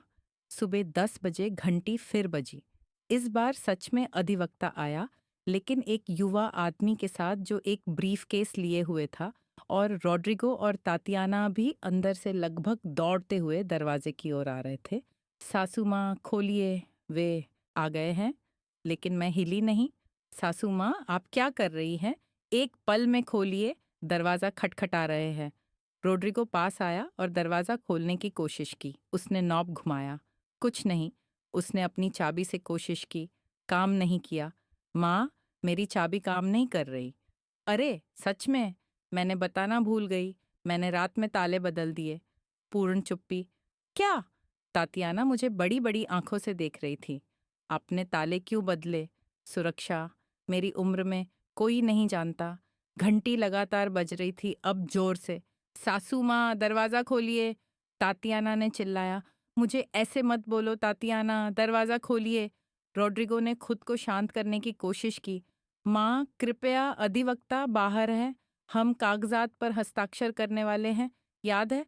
हाँ, मुझे बिल्कुल याद है। और फिर मैंने दरवाज़ा नहीं खोला। मैंने उन्हें बजाने दिया और बजाने दिया। 5 मिनट, 10 मिनट। तातियाना अपने आप को संभालने लगी। वो क्या कर रही है? वो पागल हो गई है। रोड्रिगो ने अपने मोबाइल पर फ़ोन मिलाया। शायद अधिवक्ता से माफ़ी मांगने की कोशिश कर रहा था। 15 मिनट बाद घंटियों की आवाज़ बंद हो गई। तातियाना का चेहरा गुस्से से लाल हो गया। हम अपनी मुलाकात खो चुके हैं। अधिवक्ता चले गए। क्या तुम खुश हो? शांत रहो तातियाना। सब कुछ नियंत्रण में है। नियंत्रण में? तुमने सब कुछ बर्बाद कर दिया। मैंने कुछ भी बर्बाद नहीं किया। वास्तव में मैंने अपनी घड़ी देखी। सब कुछ योजना के अनुसार चल रहा है। कौन सी योजना? रोड्रिगो ने मुझे उलझन में देखा। उसी समय मैंने पीछे के दरवाजे की आवाज़ सुनी, वो कदम जो मैंने पहचाने। रसोई की टाइल्स पर फैंसी जूते। रोड्रिगो और तातियाना ने मुड़कर देखा, और वहीं अधिवक्ता बरमुडेज अपने बेदाग सूट और चमड़े की ब्रीफकेस के साथ हॉल में प्रवेश कर रहे थे। सबको सुप्रभात।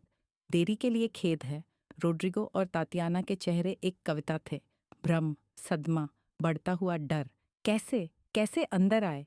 तातियाना ने पीछे के दरवाजे की ओर हकलाते हुए कहा। अम्पारा माँ ने मुझे कुछ मिनट पहले ही अंदर आने दिया। रोड्रिगो ने मुझे देखा। माँ, क्या हो रहा है? बैठो, मैंने एक ऐसे शांत स्वर में कहा जिसे मैं नहीं जानती थी। अब हमें सच में बात करने का समय है, बिना झूठ के, बिना झूठ के। तातियाना ने नर्वस हंसी छोड़ दी। हमने आपको झूठ नहीं बताया। सासू माँ, ओह नहीं। मैंने अपने स्वेटर की जेब से अपना छोटा रिकॉर्डर निकाला। तो मुझे यह समझाइए। मैंने प्ले दबाया। तातियाना की आवाज़ कमरे में गूंज गई। बस थोड़ी देर में, मेरे प्यार, कुछ महीनों में हम उसे अपने नाम पर घर हस्ताक्षर करने के लिए मना लेंगे। वो बूढ़ी है, अकेली है, उसे हमारी ज़रूरत है। बाद में हम उसे एक सस्ते आश्रय में डाल सकते हैं और इस संपत्ति को बेच सकते हैं। यह आसानी से 4 करोड़ रुपये की है। तातियाना का चेहरा कागज की तरह सफेद हो गया। और फिर रोड्रिगो की आवाज। तुम सही हो। मेरी माँ ने काफी जी लिया है। हम इस घर के लायक हैं। रोड्रिगो सोफे पर गिर पड़ा। सच में उसके पैर उसे सहारा नहीं दे पाए। माँ, क्या तुम मुझे यह समझा सकती हो बेटे? मेरी आवाज़ नहीं काँपी, मेरे हाथ नहीं काँपे, मैं नहीं काँपी। क्या तुम मुझे यह समझा सकती हो कि मैं एक सस्ते आश्रय में रहने के लायक हूँ, जबकि तुम मेरे घर में रह रहे हो? तातियाना ने बेहद तेजी से अपना संतुलन वापस पाया। वो एक जीवित बचे हुए एक लड़ाकू थी, लेकिन इस बार वो एक हारने वाली लड़ाई लड़ रही थी। वह रिकॉर्डिंग गैरकानूनी है, आप इसे इस्तेमाल नहीं कर सकते। अधिवक्ता बर्मुडेज ने पेशेवर आवाज में हस्तक्षेप किया। वास्तव में, महोदया, भारत में यह पूरी तरह से कानूनी है कि जब संपत्ति का मालिक यह मानता है कि धोखाधड़ी या संपत्ति हड़पने का इरादा है, तो निजी संपत्ति पर बात करना, रिकॉर्ड करना, और यह रिकॉर्डिंग अदालत में पूरी तरह से स्वीकार्य है। कोई धोखाधड़ी नहीं है, तातियाना ने आवाज ऊंची की। हम उसकी देखभाल करते हैं, हम उसे साथी देते हैं। इस घर के बिना हम सब खाली और उदास होंगे। वो मेरी देखभाल करते हैं, मैंने कहा। एक कड़वी हंसी। बिना अनुमति के मेरी बर्तन बेचना मेरी देखभाल है। मेरे दिवंगत पति के वाइन रिकॉर्ड्स फेंकना मेरी देखभाल है। एक फर्जी बीमारी से एक 20,000 रुपये निकालना मेरी देखभाल है। रोड्रिगो ने अपने चेहरे को हाथों से ढक लिया। माँ, कृपया। कृपया? क्या? रोड्रिगो, कृपया भूल जाओ कि मेरा इकलौता बेटा, वो बच्चा जिसे मैंने सब कुछ दिया, मुझे एक आश्रय में फेंकने की योजना बना रहा था, जबकि वह सब कुछ ले रहा था जो तुम्हारे पिता और मैंने बनाया। मेरे गालों पर आंसू बहने लगे, लेकिन ये कमजोरी के आंसू नहीं थे, ये मुक्ति के आंसू थे। 3 महीनों तक मुझे पागल समझाया गया कि मैं स्वार्थी हूँ, कि मैं एक कड़वी बूढ़ी औरत हूँ जो अतीत को छोड़ना नहीं चाहती। मुझे खुद पर शक करने के लिए मजबूर किया गया कि तुम लोग सही हो। तातियाना ने करीब आने की कोशिश की। सासू माँ, क्या हम इसे ठीक कर सकते हैं? मुझे मत छुओ, मैंने एक कदम पीछे हटते हुए कहा। मुझे फिर से मत छुओ, मुझे फिर से सासू माँ मत कहो, जैसे हम परिवार हैं। क्योंकि परिवार नष्ट नहीं करता, परिवार नहीं चुराता। परिवार अपनी खुद की खून को सस्ते आश्रय में डालने की योजना नहीं बनाता ताकि वे अपना घर ले सके। अधिवक्ता बर्मुडेज ने अपनी ब्रीफकेस खोली। मुझे लगता है कि अब आधिकारिक दस्तावेज सौंपने का समय है। उसने एक मोटी फोल्डर निकाली और उसे रोड्रिगो को दी, जिसने उसे कांपती हुई हाथों से लिया। यह क्या है? पढ़ो, अपना समय लो। रोड्रिगो ने फोल्डर खोली। तातियाना उसके कंधे पर देखकर पढ़ने आई, और मैंने देखा कि जब उन्होंने समझा, जब उनका परफेक्ट योजना धराशायी हुई। लेकिन उन कागजों में केवल एक कानूनी झटका नहीं था, ये एक खेल का अंत था जिसे उन्हें कभी नहीं शुरू करना चाहिए था। और जो मैं उन्हें बताने वाली थी, वो उनकी जिंदगी हमेशा के लिए बदलने वाला था। रोड्रिगो ने पहले पन्ने को पढ़ा, फिर दूसरे को। उसकी आंखें तेजी से चलने लगीं, बढ़ते हुए आतंक के साथ। तातियाना ने कागजों को उसके हाथ से छीन लिया। यह नहीं हो सकता, यह असली नहीं हो सकता, यह पूरी तरह से असली है, अधिवक्ता बर्मुडेज ने 40 साल की करियर में हासिल की गई उस पेशेवर शांति के साथ कहा। सार्वजनिक नोटरी द्वारा प्रमाणित। इस साल 10 मार्च को संपत्ति के सार्वजनिक रजिस्ट्रार में पंजीकृत। पूरी तरह से कानूनी और अपरिवर्तनीय। अपरिवर्तनीय। तातियाना ने अपनी नजरें उठाईं। अपरिवर्तनीय का क्या मतलब है? इसका मतलब है कि इसे बदला नहीं जा सकता, मैंने उत्तर दिया। इसका मतलब है कि यह घर अब मेरे नाम पर नहीं है, यह सुरक्षित है। अधिवक्ता बर्मुडेज ने कहा, यह संपत्ति एक ऐसे ट्रस्ट में है जिसे मैं नियंत्रित करता हूं, और आप इसे छू नहीं सकते। रोड्रिगो ने कागज फर्श पर गिरा दिए। उसका चेहरा सफेद से हरा हो गया। माँ, तुमने क्या किया? जो मुझे शुरू से करना था, तुम्हारी चालाकियों से खुद को बचाना। अधिवक्ता ने दृढ़ स्वर में कहा, जकरंदा गली 328, कॉलोनी वैली में स्थित संपत्ति अम्पारा लेटिशिया सैंडोवाल विधवा कर्टिस के नाम पर एक अटूट ट्रस्ट के तहत है। वह यहाँ अपने जीवन के अंत तक रह सकती है। ट्रस्ट के लाभार्थी उसके पोते पोतियाँ वलेरिया और सैंटियागो हैं, जो 25 वर्ष की आयु में संपत्ति प्राप्त करेंगे, लेकिन यह शर्त है कि वे इसे कभी नहीं बेचेंगे। इसे परिवार में ही रहना चाहिए। यह अन्याय है, तातियाना चिल्लाई। रोड्रिगो उसका बेटा है, उसे विरासत में मिलना चाहिए। रोड्रिगो ने यह अधिकार खो दिया जब उसने मुझे धोखा देने की योजना बनाई। हम तुम्हें धोखा देने के लिए नहीं, तुम्हारा ध्यान रखने के लिए जा रहे थे। मैंने अपनी जेब से एक और कागज निकाला। क्या तुम उस वृद्धाश्रम की बात कर रहे हो, सान जोस, जिसके लिए 4,000 रुपये महीने देने पड़ते हैं और जहाँ की रेटिंग 1 सितारा है, जहाँ खाने की शिकायतें हैं, दुर्व्यवहार और चिकित्सा लापरवाही? तातियाना ने मुंह खोला, फिर बंद कर लिया। उसके पास कोई जवाब नहीं था। मैंने जांच की थी, तातियाना, सब कुछ। मुझे पता है कि तुम मुझे कहाँ भेजने की योजना बना रहे थे, जबकि तुम लोग पोलेन्को या कोंडेसा में रह रहे थे। रोड्रिगो ने अंततः अपनी आवाज़ पाई। उसकी आवाज़ टूट चुकी थी। माँ, कृपया, हम परिवार हैं, हम इसे ठीक कर सकते हैं। मैं केवल पैसे और भविष्य के लिए चिंतित था। अब तुम अपनी पत्नी पर आरोप लगा रहे हो। मैंने उसे बीच में ही रोक दिया। यह तुम्हारी ओर से बहुत बहादुरी है रोड्रिगो, बहुत बहादुरी। तातियाना फट पड़ी। यह सब उसके दिमाग की उपज थी। उसने कहा कि हमें घर मिलना चाहिए। उसने सस्ते वृद्धाश्रमों की खोज की। मैं केवल उसकी योजना का पालन कर रही थी और वहाँ एक दूसरे को धोखा देते हुए मेरे सामने खड़े थे। मुझे परवाह नहीं कि यह किसका विचार था, मैंने ठंडे स्वर में कहा। दोनों ने योजना बनाई, दोनों दोषी हैं। अधिवक्ता बर्मुडेज ने और दस्तावेज निकाले। अब हम आर्थिक पुनर्स्थापन के मुद्दे पर आते हैं। तातियाना जी, आपने एक 20,000 रुपये धोखे से प्राप्त किए हैं, विशेष रूप से गंभीर बीमारी के बारे में झूठ बोलकर। यह धोखाधड़ी है। अम्पारा जी के पास 2 विकल्प हैं।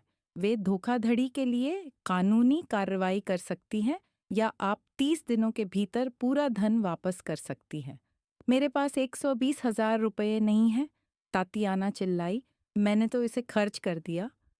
तो हमें कानूनी कार्रवाई करनी पड़ेगी। धोखाधड़ी के लिए सज़ा 6 महीने से लेकर 5 साल तक हो सकती है।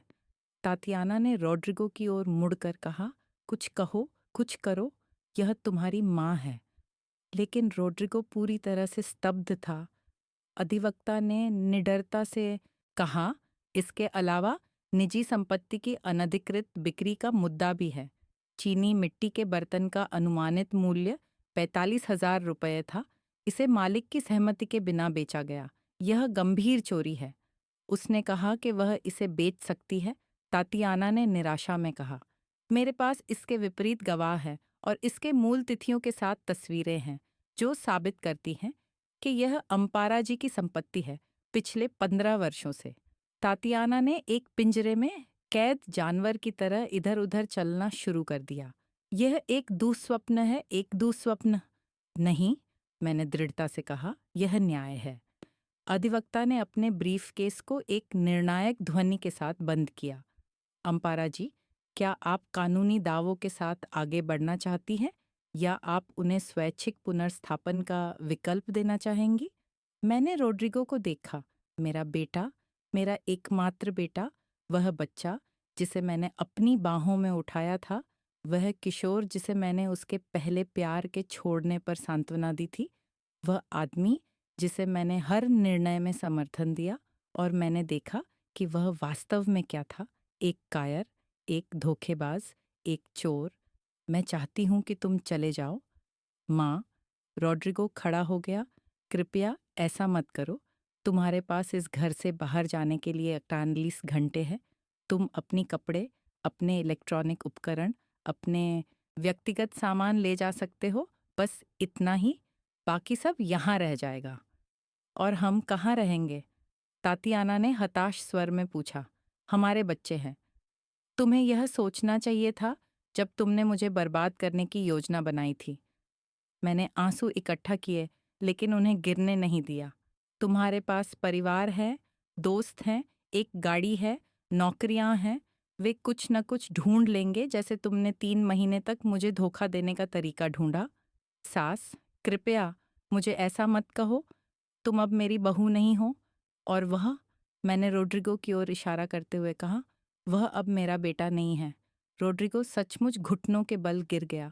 वह मेरे सामने हाथ जोड़े खड़ा हो गया। माँ, मुझे माफ़ कर दो, कृपया। ये एक गलती थी, एक भयानक गलती। मैं डेसेस्पराडो था। तातियाना मुझ पर दबाव डाल रही थी और मैं नहीं सोच पाया। मुझे परिणामों की समझ नहीं थी, लेकिन मैं तुमसे प्यार करता हूँ। तुम मेरी माँ हो, हमेशा रहोगी। अगर तुम मुझसे प्यार करते, रोड्रिगो, तो तुमने मुझे एक वृद्धाश्रम में डालने की योजना नहीं बनाई होती, जैसे मैं कोई बुरा सामान हूँ। अगर तुम मुझसे प्यार करते, तो तुमने अपने पिता की याद की रक्षा की होती, बजाय इसके कि उसे सब कुछ फेंकने दिया जो उसने और मैंने बनाया था। मैं बदल सकता हूँ, हम बदल सकते हैं। मुझे एक मौका दो। मैंने तुम्हें तुम्हारा मौका दिया। मैंने तुम्हें 3 महीने के अवसर दिए। हर बार जब तुमने कुछ मेरा फेंका, हर बार जब तुमने झूठ बोला, हर बार जब तुमने मुझे अपने अस्तित्व के लिए दोषी महसूस कराया, ये अवसर थे और तुमने उन्हें सभी को बर्बाद कर दिया। मैंने अधिवक्ता की ओर मुड़कर कहा, 120,000 रुपये के लिए मैं तुम्हें 30 दिन देती हूँ। अगर नहीं, तो मैं कानूनी कार्रवाई करूंगी। तातियाना ने निराशा में एक चीख मारी और वहां से चली गई। अम्पारा सीढ़ियों की ओर दौड़ रही थी। रोड्रिगो घुटनों के बल बैठकर बच्चे की तरह रो रहा था। माँ, कृपया उठो, रोड्रिगो ने कहा। तुम अब बच्चे नहीं हो, तुम 43 साल के एक आदमी हो। अब तुम्हें ऐसा ही व्यवहार करना चाहिए। वह धीरे धीरे उठा। उसकी आंखें लाल और सूजी हुई थीं। और बच्चे, वलेरिया और सैंटियागो, क्या तुम उन्हें फिर कभी नहीं देखोगे? यह सवाल मुझे गहरा चुभा। मैं उन्हें पसंद करती हूँ और इसलिए यह घर उनके लिए वसीयत में रखा गया है। लेकिन मैं नहीं चाहती कि तुम लोग उन्हें भावनात्मक बंधक बनाओ। अधिवक्ता ने मेरे कंधे पर धीरे से हाथ रखा। यदि आपको एक पल चाहिए तो। नहीं, मैं ठीक हूँ। मैंने गहरी सांस ली। रोड्रिगो, तुम्हें बुधवार 17 मार्च की शाम 6 बजे तक घर खाली करना होगा। यदि तुम स्वेच्छा से नहीं करते, तो अधिवक्ता कानूनी तरीके से खाली कराने की प्रक्रिया शुरू करेंगे। और यकीन मानो, तुम नहीं चाहोगे कि मामला यहाँ तक पहुंचे। रोड्रिगो बेबस सिर हिलाते हुए सीढ़ियों पर चढ़ गया। अधिवक्ता और मैं कमरे में अकेले रह गए। चुप्पी घनी और भारी थी। क्या आप इस बात के लिए सुनिश्चित हैं, अम्पारा? क्या आपको लगता है कि एर्नेस्टो मुझ पर गर्व होगा? अधिवक्ता ने उदासी से मुस्कुराते हुए कहा, एर्नेस्टो तुम पर बहुत गर्व करेगा। उसने मुझसे एक बार कहा था, यदि मुझे कुछ होता है तो अम्पारा को अपनी ताकत पाने में समय लगेगा, लेकिन जब वह इसे पाएगी तो वह अविराम होगी। वह सही था। आंसू आखिरकार बहने लगे, लेकिन ये कमजोरी के नहीं बल्कि मुक्ति के आंसू थे। धन्यवाद आपकी मदद के लिए। ये एक सम्मान है, अम्पारा। उस रात जब मैं बिस्तर पर लेटी, ऊपर की ओर आवाजें आईं, बक्से, सूटकेस, रोने चिल्लाने की आवाजें, और मैंने कुछ ऐसा महसूस किया जो महीनों में नहीं महसूस किया था। शांति। यह कोई खुशी की शांति नहीं थी, बल्कि एक दुखद, कड़वी शांति थी। लेकिन यह शांति थी क्योंकि पहली बार 3 महीनों में मैंने अपनी जिंदगी पर नियंत्रण प्राप्त किया था। मैंने अपने बुरे पर अर्नेस्टो की तस्वीर देखी। मैंने किया, मेरे प्यार, मैंने लड़ाई की जैसे तुमने कहा था, और उस क्षण में मैंने उसकी उपस्थिति को एक अदृश्य गले लगाने की तरह महसूस किया, जैसे एक फुसफुसाहट कह रही हो, मैं तुम पर गर्व महसूस कर रहा हूँ, अम्पारा। मैं हमेशा रहा। अगले दिन कंसुएलो मेरे पास आई। उसने मेरे लिए चाय और मीठे बिस्किट लाए। तुम्हें कैसा लग रहा है? जैसे मैं एक युद्ध से बच गई हूँ। तुम बच गई हो दोस्त, और तुमने जीत हासिल की है। ये जीत जैसा महसूस नहीं होता, यह हानि जैसा लगता है, क्योंकि तुम अपने बच्चे को प्यार करती हो और यह कभी नहीं बदलेगा। उसने मेरा हाथ थाम लिया। लेकिन कभी कभी प्यार का मतलब छोड़ना होता है, सीमाएं तय करना, यह कहना कि मैं तुमसे प्यार करती हूँ, लेकिन मैं तुम्हें मुझे नष्ट करने की अनुमति नहीं दूंगी। वह सही थी। मंगलवार को वलेरिया अकेले रसोई में आई। उसकी आंखें रोने से लाल थीं। दादी, क्या मैं तुमसे बात कर सकती हूँ? बिल्कुल, मेरी जान, बैठो। वह बैठ गई और एक लंबे समय तक कुछ नहीं बोली, केवल अपने हाथों की ओर देखती रही। मैं जानती थी, उसने आखिरकार फुसफुसाया। क्या जानती थी, मेरे प्यार? मैं जानती थी कि मेरे मम्मी-पापा क्या योजना बना रहे थे। मैंने बातें सुनी, देखा कि वे तुम्हारी चीज़ों को कैसे सँभालते थे और मैंने कुछ नहीं कहा। आँसू उसकी आँखों से गिरने लगे। मुझे माफ़ कर दो दादी, मुझे तुम्हें बताना चाहिए था, तुम्हारा बचाव करना चाहिए था, लेकिन मुझे डर था कि मेरे मम्मी-पापा मुझसे नाराज़ हो जाएँगे। मैंने उसे मज़बूती से गले लगाया। तुम्हारा कोई दोष नहीं है वलेरिया, तुम एक बच्ची हो, यह वयस्कों की गलतियों को सुधारने की ज़िम्मेदारी तुम्हारी नहीं है। लेकिन मैं बहुत बुरा महसूस कर रही हूँ। मुझे पता है, मैं भी, लेकिन मैं चाहती हूँ कि तुम जानो। मैंने उसका चेहरा अपने हाथों में लिया ताकि वह मुझसे देख सके। यह घर एक दिन तुम्हारा और तुम्हारे भाई का होगा, और जब ऐसा होगा तो मैं चाहती हूँ कि तुम याद रखो, गरिमा किसी संपत्ति से अधिक मूल्यवान है, सम्मान किसी विरासत से अधिक महत्वपूर्ण है, और सच्चा प्यार कभी भी नष्ट नहीं करता। वलेरिया ने मुझे इतना जोर से गले लगाया कि मैं लगभग सांस नहीं ले पा रही थी। मैं तुमसे प्यार करती हूँ दादी, मैं भी तुमसे प्यार करती हूँ मेरी जान, हमेशा। बुधवार 17 मार्च को शाम 5 बजे एक ट्रक हमारे घर के सामने आया। रोड्रिगो और तातियाना चुपचाप अपने सामान को लाद रहे थे। बच्चे उदास और भ्रमित थे। सैंटियागो ने मुझसे गले लगाया। हम तुम्हें फिर नहीं देखेंगे दादी। बिल्कुल, तुम मुझे देखोगे। जब चाहो मुझसे मिलने आओ, बस फ़ोन करना। ये तुम्हारा घर भी है। शाम 6:10 बजे रोड्रिगो मेरे पास आया। उसके हाथ में एक लिफाफा था। यह 30,000 रुपये है। यही मैं इकट्ठा कर सका। बाकी मैं धीरे धीरे चुका दूंगा। यह मैं तुम्हें शपथ दिलाता हूँ माँ। मैंने लिफाफा लिया। तुम्हें 30 दिन है 120,000 रुपये को पूरा करने के लिए, और एक दिन भी नहीं। मुझे पता है। वह नज़रें झुकाए रहा। माँ, मुझे पता है कि मैं तुम्हारे माफ़ी के लायक नहीं हूँ। मुझे पता है कि जो हमने किया वह अमानवीय था, लेकिन मैं चाहता हूँ कि तुम जानो कि मैं इसके लिए पछता रहा हूँ। मुझे सच में पता है रॉड्रिगो, लेकिन पछताने से नुकसान नहीं मिटता। पछताने से वे यादें वापस नहीं आती जो तुमने नष्ट कर दी। मुझे पता है। उसकी आवाज़ टूट गई। कभी ना कभी तुम मुझे माफ़ कर दोगी। मैंने उसकी आंखों में देखा। मेरे बेटे, मेरे विश्वासघाती, मुझे नहीं पता, शायद समय के साथ, बहुत समय के बाद, लेकिन अभी अभी मुझे तुम्हारा जाना चाहिए। मुझे ठीक होने की आवश्यकता है और मैं यह तुम लोगों के साथ नहीं कर सकती। उसने सिर हिलाया। एक आंसू उसकी गाल पर बह गया। अलविदा माँ, अलविदा रोड्रिगो। वह गाड़ी में चढ़ गया। तातियाना ने मुझसे एक बार भी नहीं देखा। गाड़ी ने टायरों की चीत्कार के साथ चल दी। मैं अपने घर के दरवाजे पर खड़ी थी, मेरा घर। जैसे ही गाड़ी कोने से गायब हो गई, मैंने देखा। कंसुएलो मेरे पास आई। क्या तुम ठीक हो? नहीं, लेकिन मैं ठीक हो जाऊंगी। उस रात मैंने अपने खाने की मेज पर अकेले रात का खाना खाया, लेकिन यह एक दुखद रात का खाना नहीं था। मैंने हरी एंचिलाडास बनाई, जैसे मेरी माँ ने मुझे सिखाया था। संगीत, अर्नेस्टो के बोलेरो, जिन्हें मैंने अपने मोबाइल में डाउनलोड किया था क्योंकि तातियाना ने ओरिजिनल फेंक दिए थे। और जब मैं खा रही थी, मैंने अपने घर को देखा। दीवारें अभी भी ग्रे थीं, लेकिन मैं उन्हें फिर से रंग सकती थी। पर्दे अभी भी गायब थे, लेकिन मैं नए सिले हुए लगा सकती थी। यादें नष्ट हो गई थीं, लेकिन मैं नई बना सकती थी, क्योंकि यही है जो मजबूत महिलाएं करती हैं। हम हार नहीं मानती, हम टूटती नहीं हैं, हम खुद को फिर से बनाती हैं। एपिलॉग, 3 महीने बाद, जून का महीना था। मेरी गली में जकरंदा के पेड़ फूलों से भरे थे, जो हवा में वो बैंगनी रंग भर रहे थे जिसे अर्नेस्टो बहुत पसंद करता था। मैंने दीवारों को फिर से रंगा, आड़ू रंग में। मैंने नई कढ़ाई वाले फूलों वाले पर्दे सिले। मैंने पूरे घर में अर्नेस्टो की तस्वीरें लगाईं और कुछ और। मैंने जीना शुरू कर दिया था। मैंने कॉलोनी के सांस्कृतिक केंद्र में पेंटिंग की कक्षाएं लीं। वहाँ मेरी उम्र की अन्य महिलाओं से मिली, जिनकी कहानियाँ भी ऐसी ही थीं, महिलाएं जो पारिवारिक विश्वासघात से बची थीं। हम दोस्त बन गए, एक दूसरे को सहारा देने लगीं।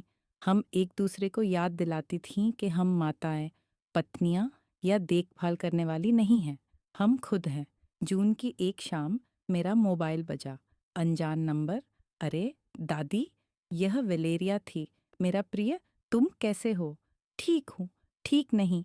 पापा और मम्मी का तलाक हो गया। मेरा दिल ठहर गया। क्या? मम्मी चली गई। उन्होंने कहा कि वह पापा के साथ और नहीं रहना चाहती, कि उन्होंने उन्हें धोखा दिया, कि सब कुछ उनकी गलती है। वह एक दूसरे आदमी के साथ गईं, जिसे उन्होंने जिम में मिला। उनकी आवाज़ टूट गई और हम पापा के साथ इटापाल्पा में एक भयानक अपार्टमेंट में रह रहे हैं। यह छोटा है, अंधेरा है, बुरा गंध आता है। अरे मेरे प्यारे, लेकिन मैं तुम्हें यह कहने नहीं कॉल कर रही कि तुम हमें फिर से अपने पास बुलाओ। मुझे पता है कि हम वापस नहीं जा सकते। मैं सिर्फ तुम्हारी आवाज़ सुनना चाहती थी और कहना चाहती थी कि तुम सब कुछ सही कहती थी। वेलेरिया, मम्मी ने कभी हमें नहीं चाहा, है ना? वह सिर्फ पैसे और घर चाहती थी। और पापा, पापा बहुत बेवकूफ़ और कमज़ोर थे। वह रो पड़ी। मैं तुम्हें याद करती हूँ दादी, बहुत। मैं भी तुम्हें याद करती हूँ मेरे प्रिय। मैं कभी भी तुमसे मिलने आ सकती हूँ, तुम कभी भी आ सकती हो। यह हमेशा तुम्हारा घर था। धन्यवाद दादी। मैं तुमसे प्यार करती हूँ और तुमसे भी मेरे प्रिय। मैंने फ़ोन रख दिया और लंबे समय तक फ़ोन को देखते रही। तातियाना चली गई थी। जैसे सांप, उसने एक और शिकार ढूंढ लिया, एक और योजना, एक और अवसर, और रोदोरिको अपने फैसलों के परिणाम भुगत रहा था। मुझे खुशी नहीं हुई, लेकिन मुझे पछतावा भी नहीं हुआ। मुझे स्वीकृति का अनुभव हुआ। कभी-कभी जीवन हमें सबसे कठोर तरीके से सिखाता है, और कभी-कभी लोगों को सब कुछ खोना पड़ता है ताकि वे समझ सकें कि उनके पास क्या था। उस रात सितारों के नीचे अपने आंगन में बैठकर कैमोमाइल चाय पीते हुए मैंने सब कुछ पर विचार किया। मैंने अपने बेटे को खो दिया था, कम से कम अस्थायी रूप से, लेकिन मैंने अपने आप में कुछ और मूल्यवान पाया, क्योंकि मैंने सीखा कि बिना सम्मान के प्यार प्यार नहीं है, यह गुलामी है। मैंने सीखा कि असली परिवार आपको तोड़ता नहीं है, वह आपको बनाता है। मैंने सीखा कि 68 साल की उम्र में भी आपको अपनी गरिमा की रक्षा करने का अधिकार है। और मैंने सीखा कि कभी भी कहना देर नहीं होता, यहीं तक, क्योंकि असली धन वह नहीं है जो आपके पास है, बल्कि वह है जो आप नहीं होने देते कि आपसे छीन लिया जाए। आपकी गरिमा, आपकी शांति, आपके अपने घर में बिना डर के जीने का अधिकार, और यह इसका कोई मूल्य नहीं है। और इस प्रकार मेरी कहानी समाप्त होती है। एक कहानी जिसे मैंने कभी नहीं सोचा था कि जीऊंगी। एक कहानी जिसने मेरा दिल तोड़ा, लेकिन मुझे भी उन शक्तियों से अवगत कराया जो मुझे नहीं पता थीं। यदि इस कहानी ने आपके दिल को छू लिया, यदि इसने आपको अपने सीमाओं, अपने परिवार, अपनी गरिमा पर सोचने पर मजबूर किया, तो मुझे टिप्पणियों में बताएं। मुझे बताएं कि आप इस कहानी को कहाँ देख रहे हैं, किस देश या शहर से आप मेरे साथ हैं। मुझे यह जानकर खुशी होगी कि ये शब्द आपके दिल तक पहुँचे हैं, चाहे आप जहाँ भी हों। और यदि आप किसी को जानते हैं जो इसी तरह की स्थिति से गुजर रहा है, तो इस कहानी को साझा करें, क्योंकि कभी-कभी यह जानना कि हम अकेले नहीं हैं, हमें लड़ने का साहस देता है। चैनल को सब्सक्राइब करना न भूलें, और भी जीवन की कहानियों, संघर्षों की कहानियों, उन महिलाओं की कहानियों के लिए जो शिकार बनना नहीं चाहती, क्योंकि आखिरकार हम सभी को गरिमा के साथ जीने का हक है, हमें सभी को सम्मान के साथ व्यवहार किए जाने का हक है, और हमें सभी को उन दरवाज़ों को बंद करने का हक है जो हमें चोट पहुंचाते हैं, भले ही वह हमारे अपने परिवार के दरवाजे हों। अंत तक मेरे साथ रहने के लिए धन्यवाद। अगली कहानी में मिलते हैं। सप्रेम, अम्पारा।